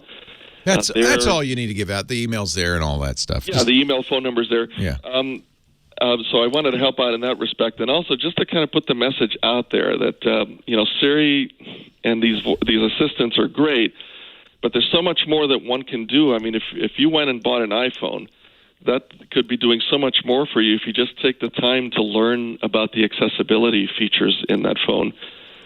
And you can do that. How long does it take you to teach somebody how to use those features? It depends on the key is their willingness and their time, the willingness to invest time in the process. If they are willing to practice with that thing every day, they'll pick it up. These gestures are fairly intuitive, in my opinion. And once you learn them, they become second nature. And then once you do that, that unlocks so many things that you can do by way of all these apps that are out there. And by the way, on my website, I maintain a current list of apps that I always highly recommend for people who are blind and need to do all kinds of things. So it's under iOS resources on my website. There's a whole list of their learning resources, apps, things that I recommend that are very helpful. I would say that if someone can't afford to hire an accessibility trainer like myself, there's many ways to meet other blind people. If you go and reach out to your local National Federation of the Blind or American Council of the Blind chapter in your area, contact them. They may very well just have someone as a member who's good with this stuff, and maybe you offer to take them out to lunch or something, and they can spend an hour showing you the tips and tricks, and that's a good way to get started. What do you think of the Be My Eyes app? Do you like that? I like the Be My Eyes app as well as the Ira app, which is sort of the paid version of Be My Eyes, but you're getting actual people who are paid to do the work and who are trained specifically. I've actually helped train some of their agents into how to provide assistance for people who are blind. I love apps like that. They are a game changer because this is a great way to get remote access to a pair of eyes to help you see something. And I've used this for all kinds of things, including sometimes reading those annoying captures you got to deal with on screens when you're signing up. Yeah, man, those are awful. And they do usually offer an audio choice, but they're even more confusing sometimes. No, and a lot of times they don't even work, or there's just so much noise in there that it's not worth it. Where you get one of these agents, Ira, they can actually get into your computer if you sign up with TeamViewer and you give them remote access, and they can help. They've helped me fill out inaccessible web forms before. So, and stop doing the captchas. It makes your site inaccessible. That's so stupid. I know, but you know what? You gotta move on with life and get things working, and you got to use everything that's available to you. And these smartphones offer such a great tool, such a great entryway into all this help you can get. That's really a good point. Yeah, that's a great tool. If all you're doing is, in fact, when I train people, I always train them how to do it the hard way first, and then at the end I say, "Oh yeah, and by the way, you can tell Siri do this or that." Oh, you're sneaky. TechJV.com. That's Julian's website. He does it for hire if you're in the LA area. But he also probably can help you if you email help@techjv.com. I do remote remote consultation as well. That's awesome. Hey, thank you, Julian. I was hoping you'd call in. Thank you. Yeah, thanks for giving me the opportunity. My pleasure. Take care. Yeah, Be My Eyes is an interesting app, and as he mentioned, there are others. The idea is you download, as a sighted person, you download the app, and then you'll get a notification when a blind person needs somebody to read something. And they use their phone's camera, and then you look at it and you go, yeah, this is what it does, do this. And you can help out. I like the unpaid version, only I don't know how well it works, but I love the idea of bringing people together to help one another. Just as a volunteer. You're right, it's probably better to have somebody who's trained and knows exactly how to do all this. But just the notion that, you can download this app, put it on your phone, and when you get some time, help some people out. I think that's a neat idea. Something about it. Be My Eyes. It's on iOS and Android.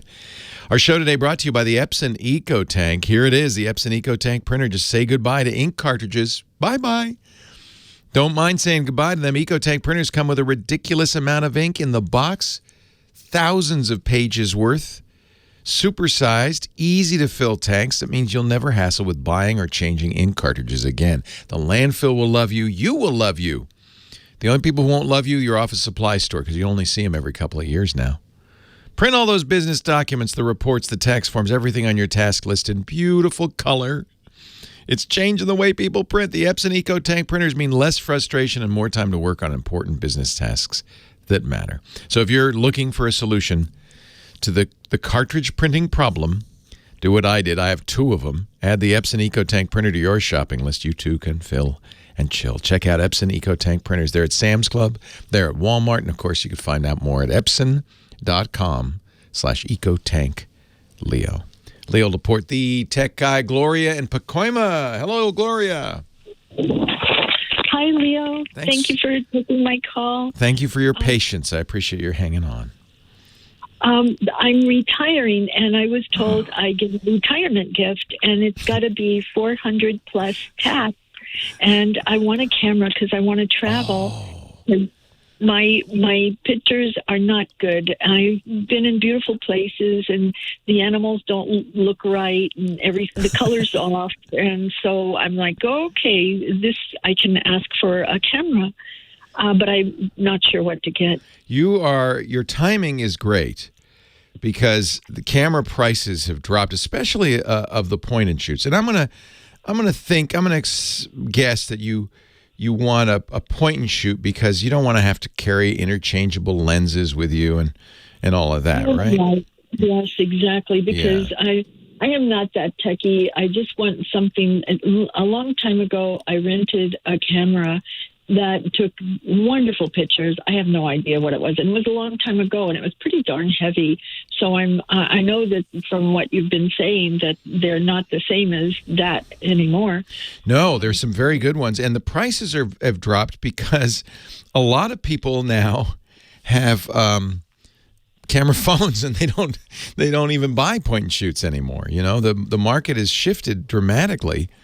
So you can get some very good point and shoots. The technology has gotten less expensive, and because people aren't buying them, the prices have dropped a lot. I've always been a fan of the Canon Power Shots. And you can spend more by getting the latest power shot, but you can spend less by getting a slightly, last year's edition. But they're very, very good. The G7s, I think the top of the line brand new G7 is $800. It's double your amount. But so obviously we're not gonna recommend that one. Let me look and see. Like the G5, which is I think going to be around $400 plus tax. Those are really excellent. I'm going to send you to a website called DP Review.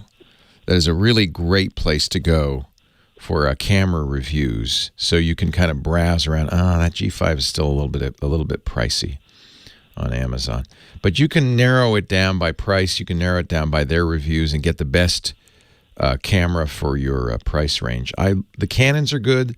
The Sonys are very good. The Fujis are very good. Do you think you want? I always buy these for travel. Do you want maybe a tough camera? One that you could, for instance. I do like. I take pictures when I'm skiing, and I've encountered elk and bison and a lot of animals, and the pictures are just not quite right. No, let me recommend. I buy these whenever they update them because this is what I carry when I travel. Because they're waterproof, they're dust-proof, they're impact-proof, and they're very high quality, and they're right about your price point. It's the Olympus Tough TG6, the Tough TG6. It's got a nice 12-megapixel sensor. It's got a big zoom from wide angle, 25 millimeter, to zoomed in for those elk to about 100 millimeter. That's more than enough. It's got built-in GPS, so I like that for traveling. So when you take a picture, it'll know where the picture was. It'll put it on the map. I am a big... Good. Yeah, I'm a big fan of these, and I always keep one in my backpack because I want something underwater. I want something I can drop. If it's dusty, I don't want to have to worry about it. It's got a built-in flash. It's got everything you need. I think the TG6 from Olympus is probably your best bet. Okay, great. And it's right about your price point, so that's good. That's nice. Happy retirement. Thank you. Where's the first place you're going? Canada. Canada. Oh, get some elk.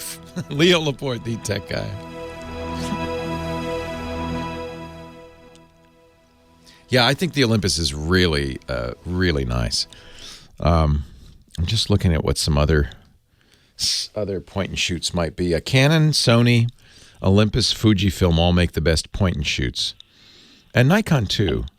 But I think this Olympus is probably the best one. I have one literally in my backpack right now. Okay, marvelous. Because it is pretty rough when I do cross country skiing. It's not the downhill; it's cross country, and so it's. Well, it'd be pretty hard to take pictures if you're downhill skiing. Yeah. I wouldn't recommend it. Sometimes you run across these animals, and actually they let you pretty close. Oh, how cool! In the wintertime, and you can tell they're watching you out of the corner of their eyes. And it's just amazing, the elk and everything with these huge antlers. It's amazing. So Olympus has the TG6 Walmart has a TG6 for $360. So it's right in there. And I would get tell them you want the red one because that one you can't lose. They have red and black. I always get the red because then I know I've got it. The red one. Okay. I would put that down, red. Have a great... Are you nervous about retiring? No, actually, I'm quite happy. Awesome. So not a problem. I'm so happy to hear that. I'm nervous about it. I'm only a few years off, and it makes me nervous to think, what am I going to do with my time? But I think traveling is a good choice. Oh, absolutely. And there's always plenty to do when you're back at home anyway. That's a good point. So, yeah. Well, have a wonderful retirement. It's so nice to hear from you. Oh, thank you. Thanks, Gloria. I knew you could give me a good answer. Yeah, I think, that's the one I buy. So let's put it that way. That is a good thing. I put my money where my mouth is. Take care, Gloria. Okay, thank Bye-bye. you. My pleasure.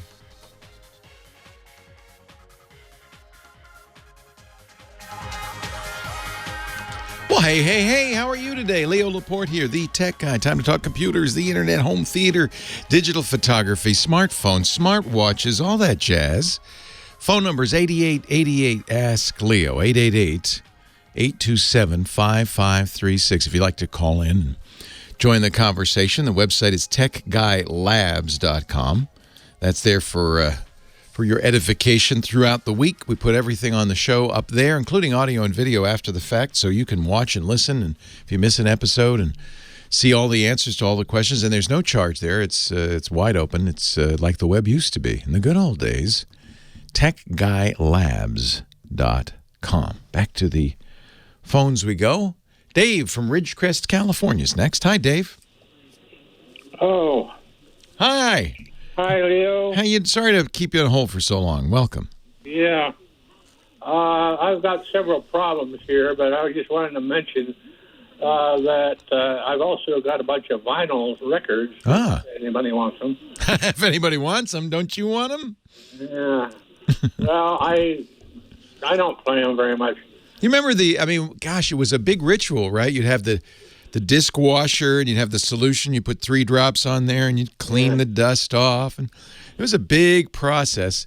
And no matter how careful you were with your discs, eventually, inevitably, it'd get a little click in it, or a little, But I heard you say you were about 2 years away from retiring.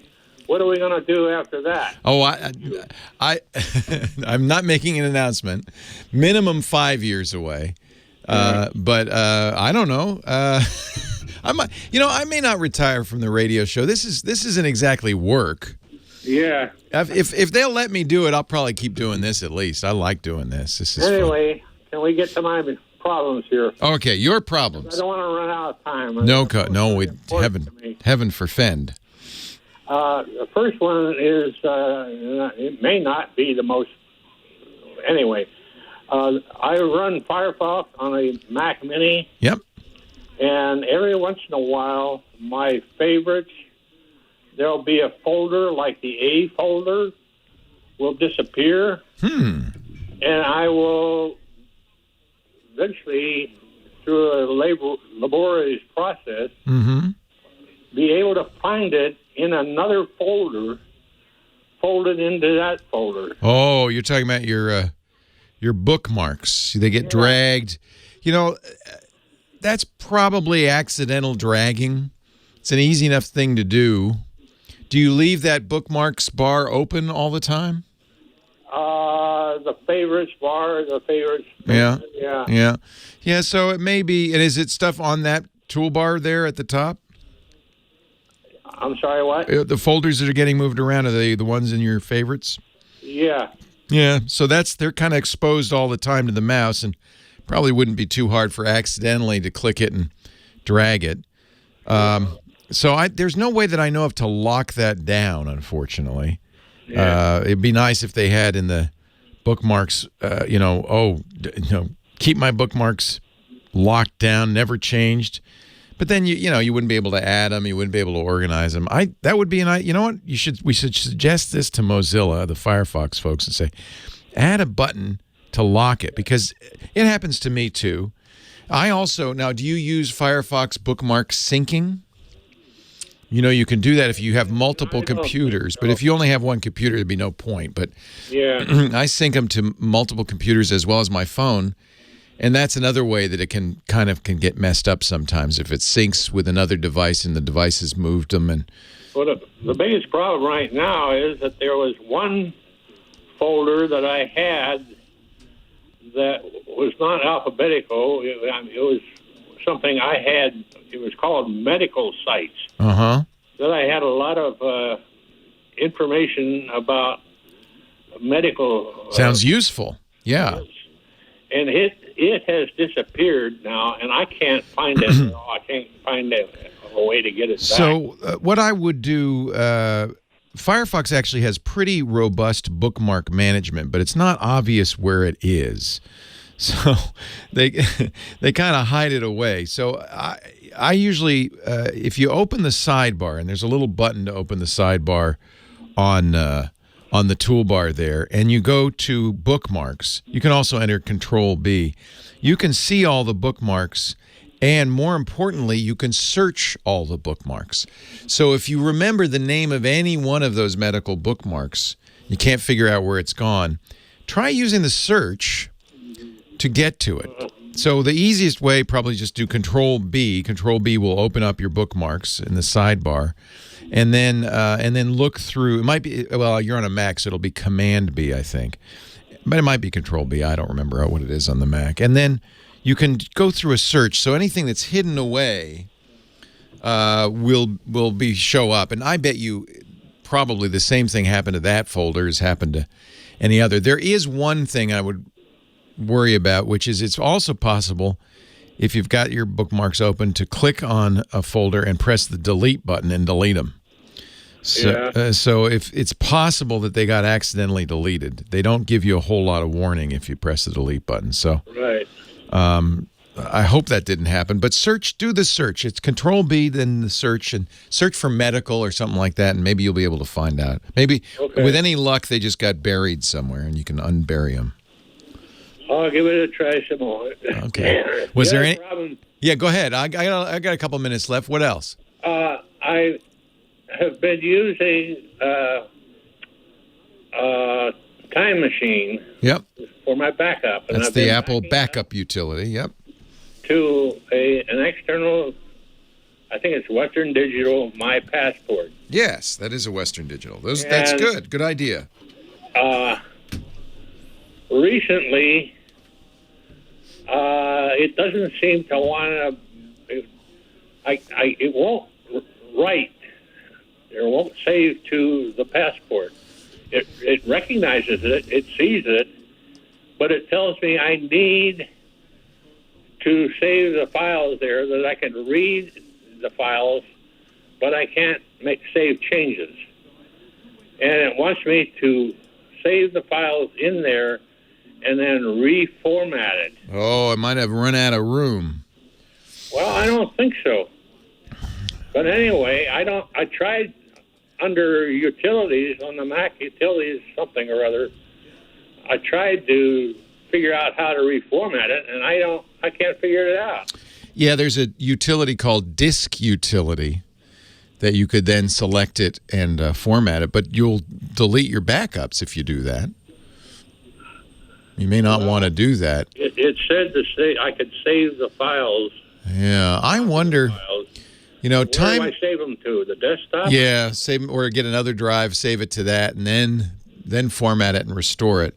That's interesting. It sounds like Time Machine is not the most robust system. It's a little what we call fragile, and it may be that it got corrupted, it got damaged. And that sounds like what it's saying to you is, my indexes are all screwed up. You got to start over. If that's the case, then it might be worth doing what they suggest and starting over. But you're going to have to back it up. That means maybe get a second passport and plug it in and copy the files over to that. Or if you've got enough room on that Mac Mini, copy it over. Remember, this is the problem in general with backup is that typically we'll have an original, and then we'll have an external drive for backup, something like that, or, a USB drive or something like that. And sometimes we say, I got a backup, and you delete the original. Now you only have one copy. Even if you have two copies, if one of them gets damaged, you're now, as you are in this situation, down to no backup, and you're kind of in a crisis state. If anything goes wrong now, you could lose data. So this is where we come up with this backup rule. My friend Peter Krogh, who's a photographer, came up with. He wrote a book called The Digital Asset Management Book, and he's got actually a sequel just came out. And he is, like most photographers, they don't want to lose any images, especially, if you're a wedding photographer. Imagine, you shoot a wedding and lose the images. That is not good for business. So they're very careful about backup, very thoughtful. And he's written this book about it. And he's even got a website, dpbestflow.org. He did that with the Library of Congress. And in there, he describes his 3-2-1 backup philosophy. And this is one I've told everybody about for years. And it addresses this, which is The 3 in 3-2-1 is you got to have 3 copies at all times. The original and 2 backups, see? Then if the time machine fails, you're still not on the precipice. You're not on the edge because you've got 2 backups. So 3 is good. 2 different kinds of backup is the 2. You don't want to put all your eggs in the time machine basket. And in fact, one of those, the 1, should be off-site. That's, when we talk about our sponsor iDrive, off-site could be in the cloud, but it could also be at work. Just somewhere not at home. That's the bet. Peter doesn't want to lose one bit of data. And over the years, he's come up with this solution, which I think is appropriate to everybody, that kind of gives you the best chance of surviving. Even if your house burned down, you'd have a backup off-site. Then that's what you're planning for, is a worst-case scenario. That's what backup's all about. So maybe it's time to get a 3rd device, maybe not a My Passport, maybe something else. Maybe get, our sponsor iDrive or something like that. That way, you're not 3-2-1, 3 copies, 2 different types, one of them off-site. That's really a good rule. You can't go wrong with that. And I think your time machine is just saying, I died. You need to fix me. Which means you're at risk, right? That's where you want to get out of. It's good to talk to you, Dave. I hope that helps. Thank you. Our show today brought to you, as always, from the beautiful Twit LastPass Studios. We love those. Yes, we love those LastPass Studios. And, of course, brought to you by LastPass. LastPass is the #1 password manager. It's the one I use. It's the one we use at work. And there's a good reason we use it at work. According to the Global Password Security Report, which just came out, employees reuse passwords an average of 13 times. Now, why is that a bad thing? Do you reuse passwords? I reuse passwords. Bad idea.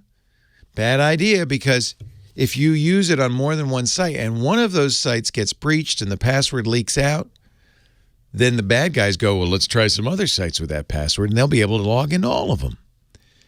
Ideally, you have one long, strong, unique password for every site you visit. How could you do that? You say, I can't remember all those. That's why you have LastPass. LastPass auto-generates good, strong, totally random passwords, 1 per site, 1 per app, so you never reuse them, and then memorizes them. They also have a LastPass security assessment. And people, of course, when they first install LastPass Enterprise for their business, they run that. 47,000 businesses use LastPass. The average security score, 49%. That's terrible. That's not a passing grade. And most of it is because of password reuse. Password reuse. Now, the nice thing is you run that assessment, and I do it periodically on my LastPass vault, and then it tells you these ones are failing, you reused it here, and it makes it easy for you to change them. So it helps your employees do the right thing. Another good reason to use LastPass. LastPass solves access and authentication challenges for businesses in a lot of different ways. Unified password management, yes, but also single sign-on. They have over 1,200 applications. Single sign-on is a really cool thing because it's both more convenient for your employees and more secure. More secure. So that's usually you don't get both more convenient and more secure. You do with LastPass single sign-on. But they also have multi-factor using geolocation and other things besides your password, besides your Face ID or whatever, to make sure the employees are the right people using those precious resources at your work, like your bank account and your website and your databases and all that. Security is so important. That's why they also have in the enterprise version 100 customizable policies. We require 2-factor, for instance, at Twit. We have certain minimum requirements for passwords too. I think you got to get LastPass. Your LastPass data is encrypted and decrypted only at the device level. LastPass doesn't have access to it. I trust it so much I put everything in there, including passports, including driver's license, Social Security. It's the gold standard. They also regularly use world-class third-party security firms, independent security firms, to conduct routine audits and test to make sure the infrastructure and the service is as secure as it needs to be. That's why I use LastPass at home. That's why we use LastPass at work. You need LastPass at home and at work. Those amazing features will improve security across your company, make life easier for your users. Visit LastPass.com/twit and find out how they can help you. LastPass.com/twit. Thank you, LastPass. 8888 Ask Leo, the phone number. On we go to line 2, Rick in Eau Claire, Wisconsin. Hello, Rick. Hey, Leo. How are you doing? I'm great. How are you? I'm doing fine. Say, I'm still using my iPhone 7 Plus. Yes. And ever since they came out with that 13.0 update, every once in a while I get a prompt on my phone that says, incorrect password for Exchange account exchange. Yeah. And it doesn't matter if I hit cancel or OK. It goes away and then I can do whatever I want. But it's annoying. I don't blame you. So Exchange is Microsoft's email server. Do you have an Exchange account? No, I do not. Where'd you get this phone? Did you get it from a business or somebody else? Because Exchange is typically used by businesses. Yeah, I'm wondering, because I do get email through work for some of my business things that I got to do. I'm wondering if, in the process of them setting up their they set it up. That's what they did. They probably did. Yeah, that's their email. So here's how you can find out very easily. You go to the settings, the gear icon on your phone. You go down to is it general? No, it's below general. It's passwords and accounts. Boy, this it's funny. As our phones get more complicated, the list of things in settings has gotten longer and longer and longer.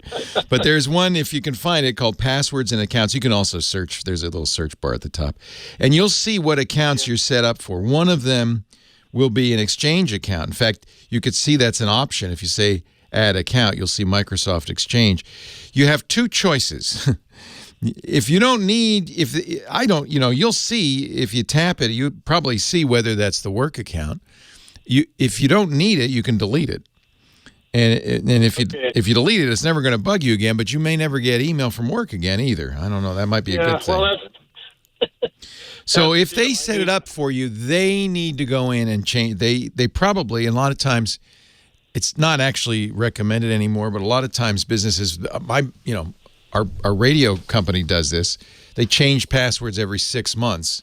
And I always have to call tech support and say, what is my password now?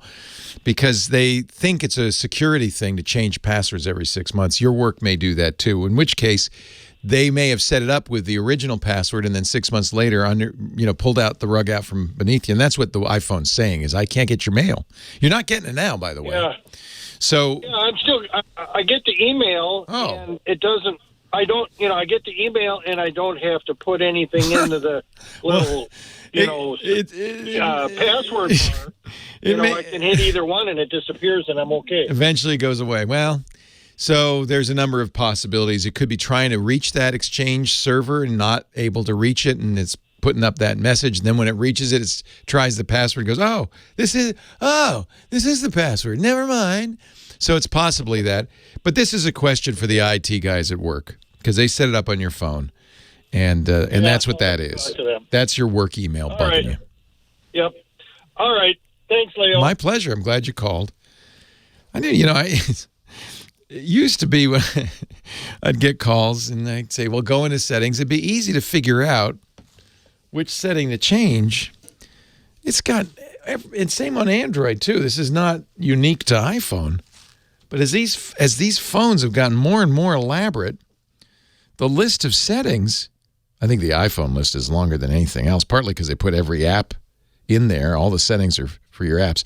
So one good tip, one thing to remember with settings is if you go all the way up to the very tippity top, you can enter what you're looking for. And if I type in Exchange, for instance, it should be able to say, oh, yeah, you can change. Yeah, I typed Exchange. It says, go to passwords and accounts. And you'll be able to see it there. So that's what's going on. It's just your Exchange server's not happy. It's complaining. Is it? Maybe, I'll have to look at, I don't think the Android settings list is quite that long, but that's maybe because it is for Samsung, But I'm looking at my Google Pixel. I mean, maybe just because Google's got more folders, right? Yeah. It's only a couple of pages. iPhone, it seems like it's 20 or 30 pages of settings. That's crazy. That's just nutty. That's one of the real problems, in my opinion, with computing in general. It's just that we've had these things for a long time, and over the years, they've gotten more and more complex. They've not gotten easier to use. We always thought they'd get easier to use. They've not gotten easier to use. They've gotten harder to use with more settings, more confusion. That's the wrong direction, if you ask me. Of course, it keeps me in business. Leo Laporte, the tech guy.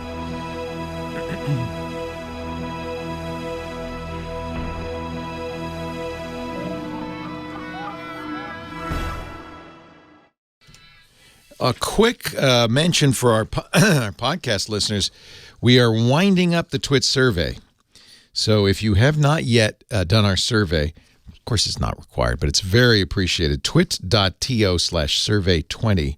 It helps us. There's no sign-up form. We don't track you. We don't ask for your email or anything like that. It just helps us understand more about you so we can get shows on the air that you want. We get asked for recommendations and ask you what you listen to and so forth. It also helps us sell advertising, which is the lifeblood of all of our podcasts. So if you would like to help, we would appreciate it. You don't have to, and you certainly can skip any question you don't want to answer. But if you would, it just takes a couple minutes. Twit.to, that's our URL shortener, /survey20, or just go to twit.tv, our website, and there's a link right at the top of the page there. twit.to/survey20. Because you're one of our podcast listeners, we'd like to know more about you, not individually, in general. Thank you. Christopher and Norco. Hello, Christopher. Leo Laporte, the tech guy. Leo, the technology god. How are you doing? Oh, my goodness. I am fine. How are you, sir? I'm good to go. Just to let you know, you're talking to a fellow gaucho if you went to Casa Grande. I did not, but I have lots of kids I know that did. Casa Grande is one of the 2 high schools here in Petaluma. The Gauchos. Are you a gaucho? I am. I started at Miwok Valley, went to Kenilworth, which is no longer there, and yeah. Casa Grande. Yeah, they tore Kenilworth down, sad to say, and made it a mall, but... I know. I went there with Winona Ryder, actually. Did you really? Wow. Oh, yeah. I'm 48. I'm up there, brother. Oh, well, that's not so up there as far as I'm concerned, but all right. What can I do for my fellow gaucho? Hey, I had a question. Okay, I have a Galaxy S10. Okay, real quick, I know my wife is listening. She's the brains of this relationship, so whatever you say, she'll remember, I'll forget. So, hi, honey. Is she also from Petaluma? No. She's from L.A. down here. Okay. Yeah. Okay, I have a Galaxy S10, and the Google Play Store refuses to open up. What? It'll open, and it'll say close app, and I just can't get it. Oh, yeah, it's crashing on you. Yeah.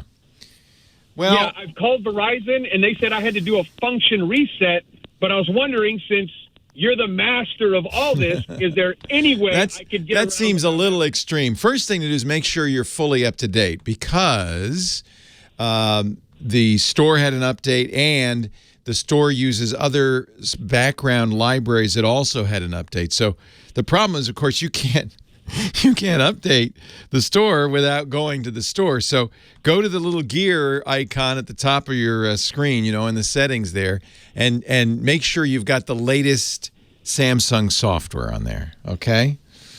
Okay. That would be the first thing. Just out of curiosity, these phones these days are like computers. When you have a problem with your computer, what do? You reboot, right? Oh, yeah. So don't you can't unplug it, obviously. And I think a lot of times people think just pressing the on-off switch is turning it off and on. It's not. It's only the screen on-off switch.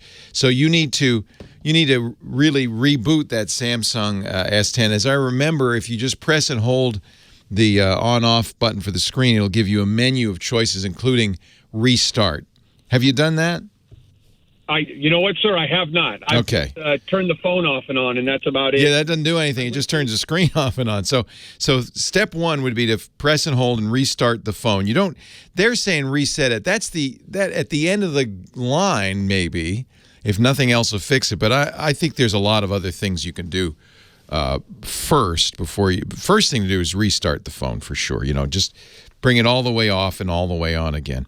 Now, there is a help page that the chat room has just given me from the Google folks, Google Play Help.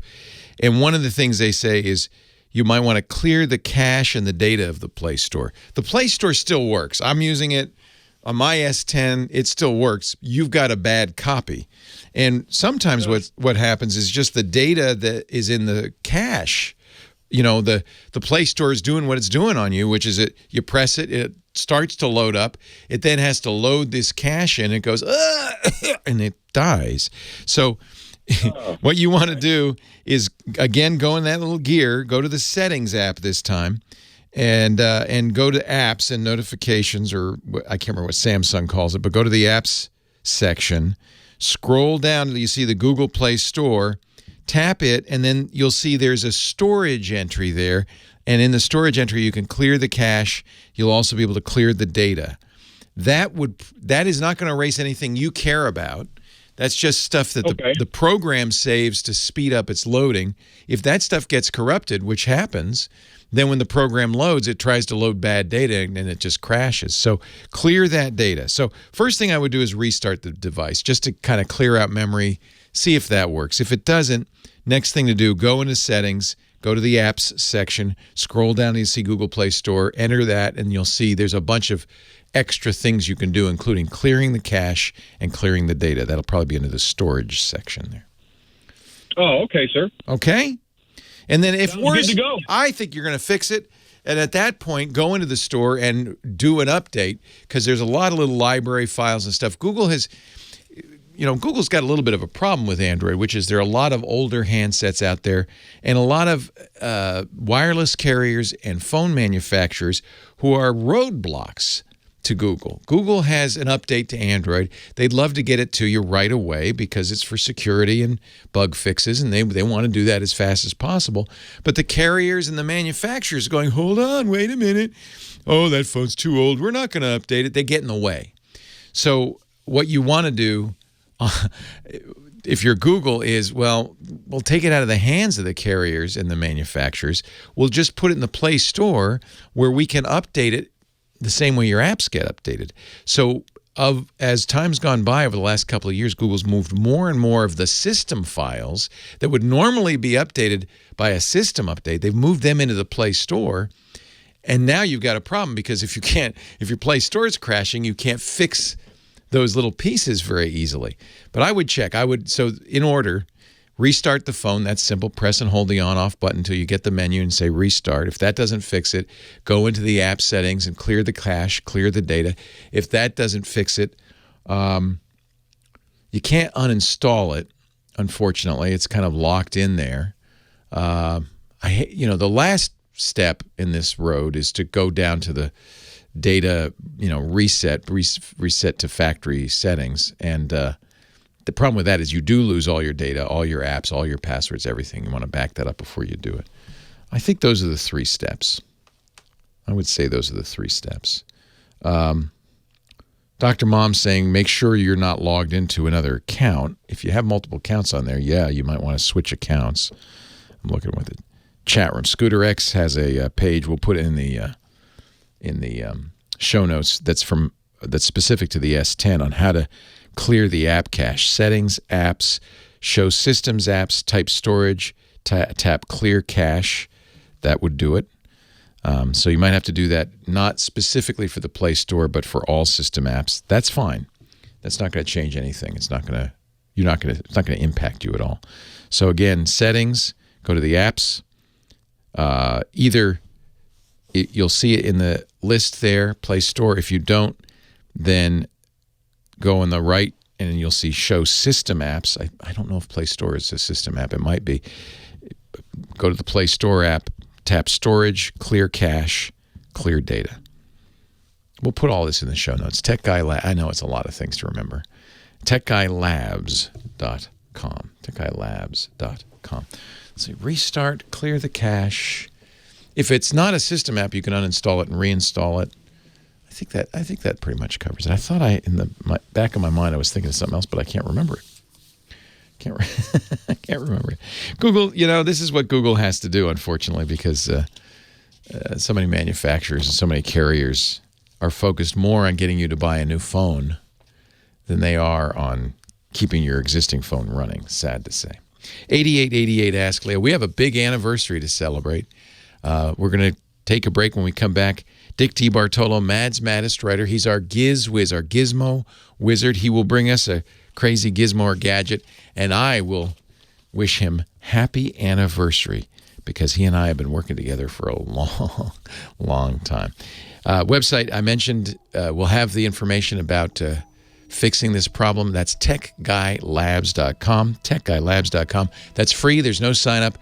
The whole show's there, including your audio and video.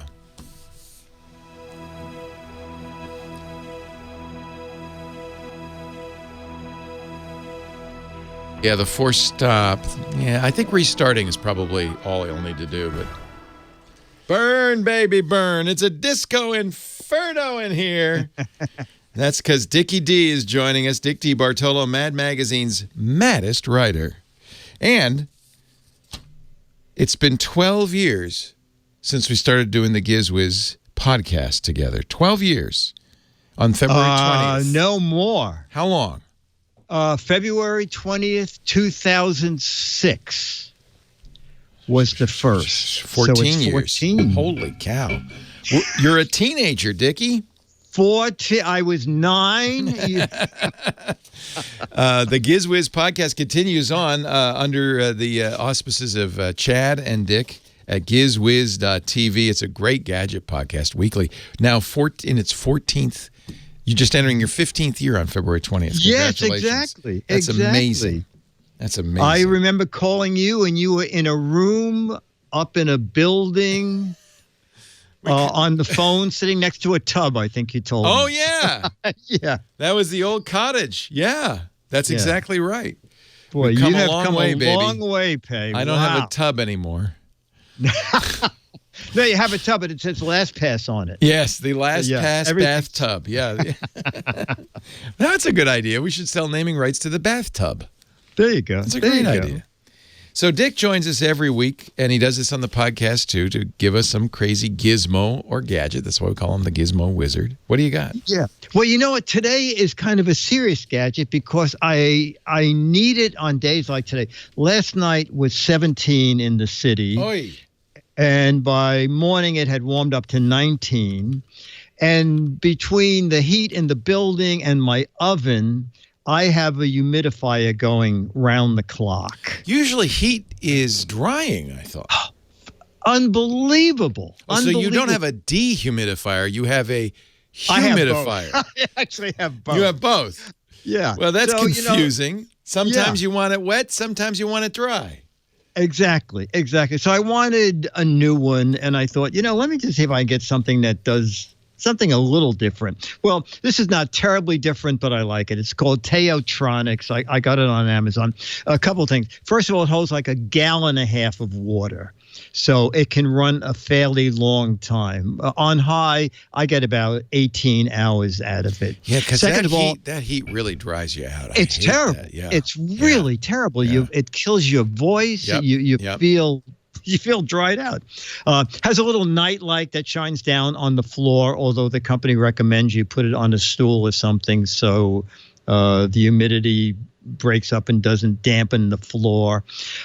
Has a lit slit in the side so you can look in quickly and see how much water is left. It shuts off and the dial turns red when it's out of water. Has a little filter in the back. And it's very reasonably priced. The list is $60, and there's always a checkoff coupon there. The day I bought it, there was a $12 off checkoff coupon, so it was actually $48. So this is a personal recommendation from Disneyland. Yeah, I do like this, although I checked on Amazon, and they have 2,100. I put a piece of paper under there so you could see how the nightlight shines down. And a lot of people on Amazon, there's they're learning now. Say, oh, well, you can't shut those lights off. Well, it's a black button on a black case. But if you look carefully, next to where you dial how much mist you want, you'll see a little black button. You push it once, it illuminates to show you where the water is. Push it twice, it turns on the night light. Push it a third time, it leaves them both on. Push it a fourth time, and all the lights will go out. This is not like the vaporizer that my mom would use when I had the croup. This is pumping the steam out. You could use this as a fog machine. There's a mist is coming out of here. Yeah. Wow. Yeah, the problem is that it's so dry in here, it instantly is gone. But you're great. You know, maybe in the summer I can have a second fog machine. That's not a bad idea. I want to get this because when we go to Vegas, well, you have it all through the house. I always lose my. It's pretty moist here in Petaluma. We don't have to worry about that. But when I go to Vegas, I always get desert throat because it's so dry in the desert, and it would be nice to have a humidifier like this. That looks really. Yeah, and really you know good. what? Satechi's, S-A-T, Sateki. Yeah. They make tiny little humidifiers you can drop in a water glass. I have one that goes on a water bottle, like a cap, and then it uses the water in the water bottle. Yeah. You know what? I think we did this on the GizWiz. I think I got it from you 20 years ago. Yes, exactly. But is it as good as this one? This one looks pretty wet. Not at all. No. This looks like it turns the place into a swamp. Well, not. Oh, God! It's alligators. There's alligators everywhere, Dick. All right, this is the Tautronics ultrasonic Cool Mist humidifier, and you can get it. Well, the easiest way to get it would be go to Dick's website, gizwiz.biz, GIZWIZ.biz, and click the button that says The GizWiz Visits the Tech Guy, and all the stuff that he talks about on the various shows last week's and the weeks before it. All of that's there, including the humidifier. Yeah. How about, did you buy the what was the thing underneath it? Go down one. You attempted to buy the thing that makes little like boba balls of your food. Yeah. No. No. You didn't. Okay. No, okay. I didn't buy that. What do I do with that? That's no good. I don't know. You said, well, I'm tempted. I'm tempted. As an impulse buy. Yeah. Okay. I managed to restrain my impulses. Thank goodness. By the way, when you're at the website, gizwiz.biz, of course, you can find the podcast, the Great GizWiz podcast. Actually, that's probably easiest. Just go to gizwiz.tv. You'll also find gadgets he shows at other places like World News Now. And the What the Heck Is It contest. You only have a couple more weeks till the end of the month to identify a close-up of some sort of gizmo or gadget. If you could figure out what that is, you might win an autographed copy of Mad Magazine. He's got 6 for the right answer, 12 for the best wrong answer. You figure it out. The rules are on the website, gizwiz.biz. Happy 14th anniversary. Hey, thank you, because it was your idea. You said I do an hour show, I do a weekly show, a monthly show. I want to do a daily show. So you got it going. Yeah, you're not doing a daily still, are you? No. That was crazy talk. That's when I thought, doing a show every day. What could be better than that? I learned quickly. Thank you, Dickie D. Happy Perfect. anniversary. Okay, buddy. You're thank the you best. again. And thank you. Yeah, take care. Dick is a legend, of course, Mad Magazine's maddest writer. And he's in every episode, every edition, I guess you call him, of Mad Magazine, going back to the 60s, I think. And even though Mad has kind of shut down original content, he's going to still be in every Mad Magazine. He's the one guy doing something new every issue. So look for Dick DeBartolo. He's kind of a legend. It's really an honor to work with him. Thanks to Lady Laura, our musical director, keeping our spirits up with fun music. Thanks so much to Kim Schaffer, our phone angel, for answering the phone for us. Most of all, thanks to you for sticking around, for coming by, for making calls, for listening. If you heard something on the show and you didn't write it down, don't worry. We write it down for you. The website, free to use, no sign-up required, techguylabs.com. This was episode 1669. So the website's divided into shows, then each show into hours, each hour into segments. You can find it all there, audio and video, too, after the fact. Take us a couple hours to put it up there. techguylabs.com. Leo Laporte, the Tech Guy. Have a great Geek Week. Well, that's it for the Tech Guy Show for today. Thank you so much for being here. And don't forget, Twit, T-W-I-T. It stands for This Week in Tech, and you'll find it at twit.tv, including the podcasts for this show. We talk about Windows on Windows Weekly, Macintosh on MacBreak Weekly, iPads, iPhones, Apple Watches on iOS Today, security on Security Now. I mean, I can go on and on and on. And, of course, the big show every Sunday afternoon, This Week in Tech. You'll find it all at twit.tv. And I'll be back next week with another great Tech Guys show. Thanks for joining me. We'll see you next time.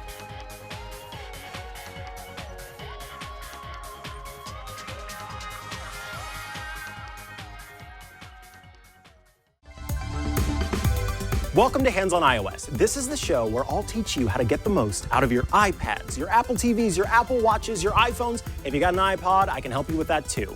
We're going to dig deep. We're going to go into settings and learn about all sorts of new tools. I'm going to show you the best apps there are, plus loads of tips and tricks, and maybe I'll even answer your question. There's so much to learn, and you can love your devices even more than you already do with Hands on iOS.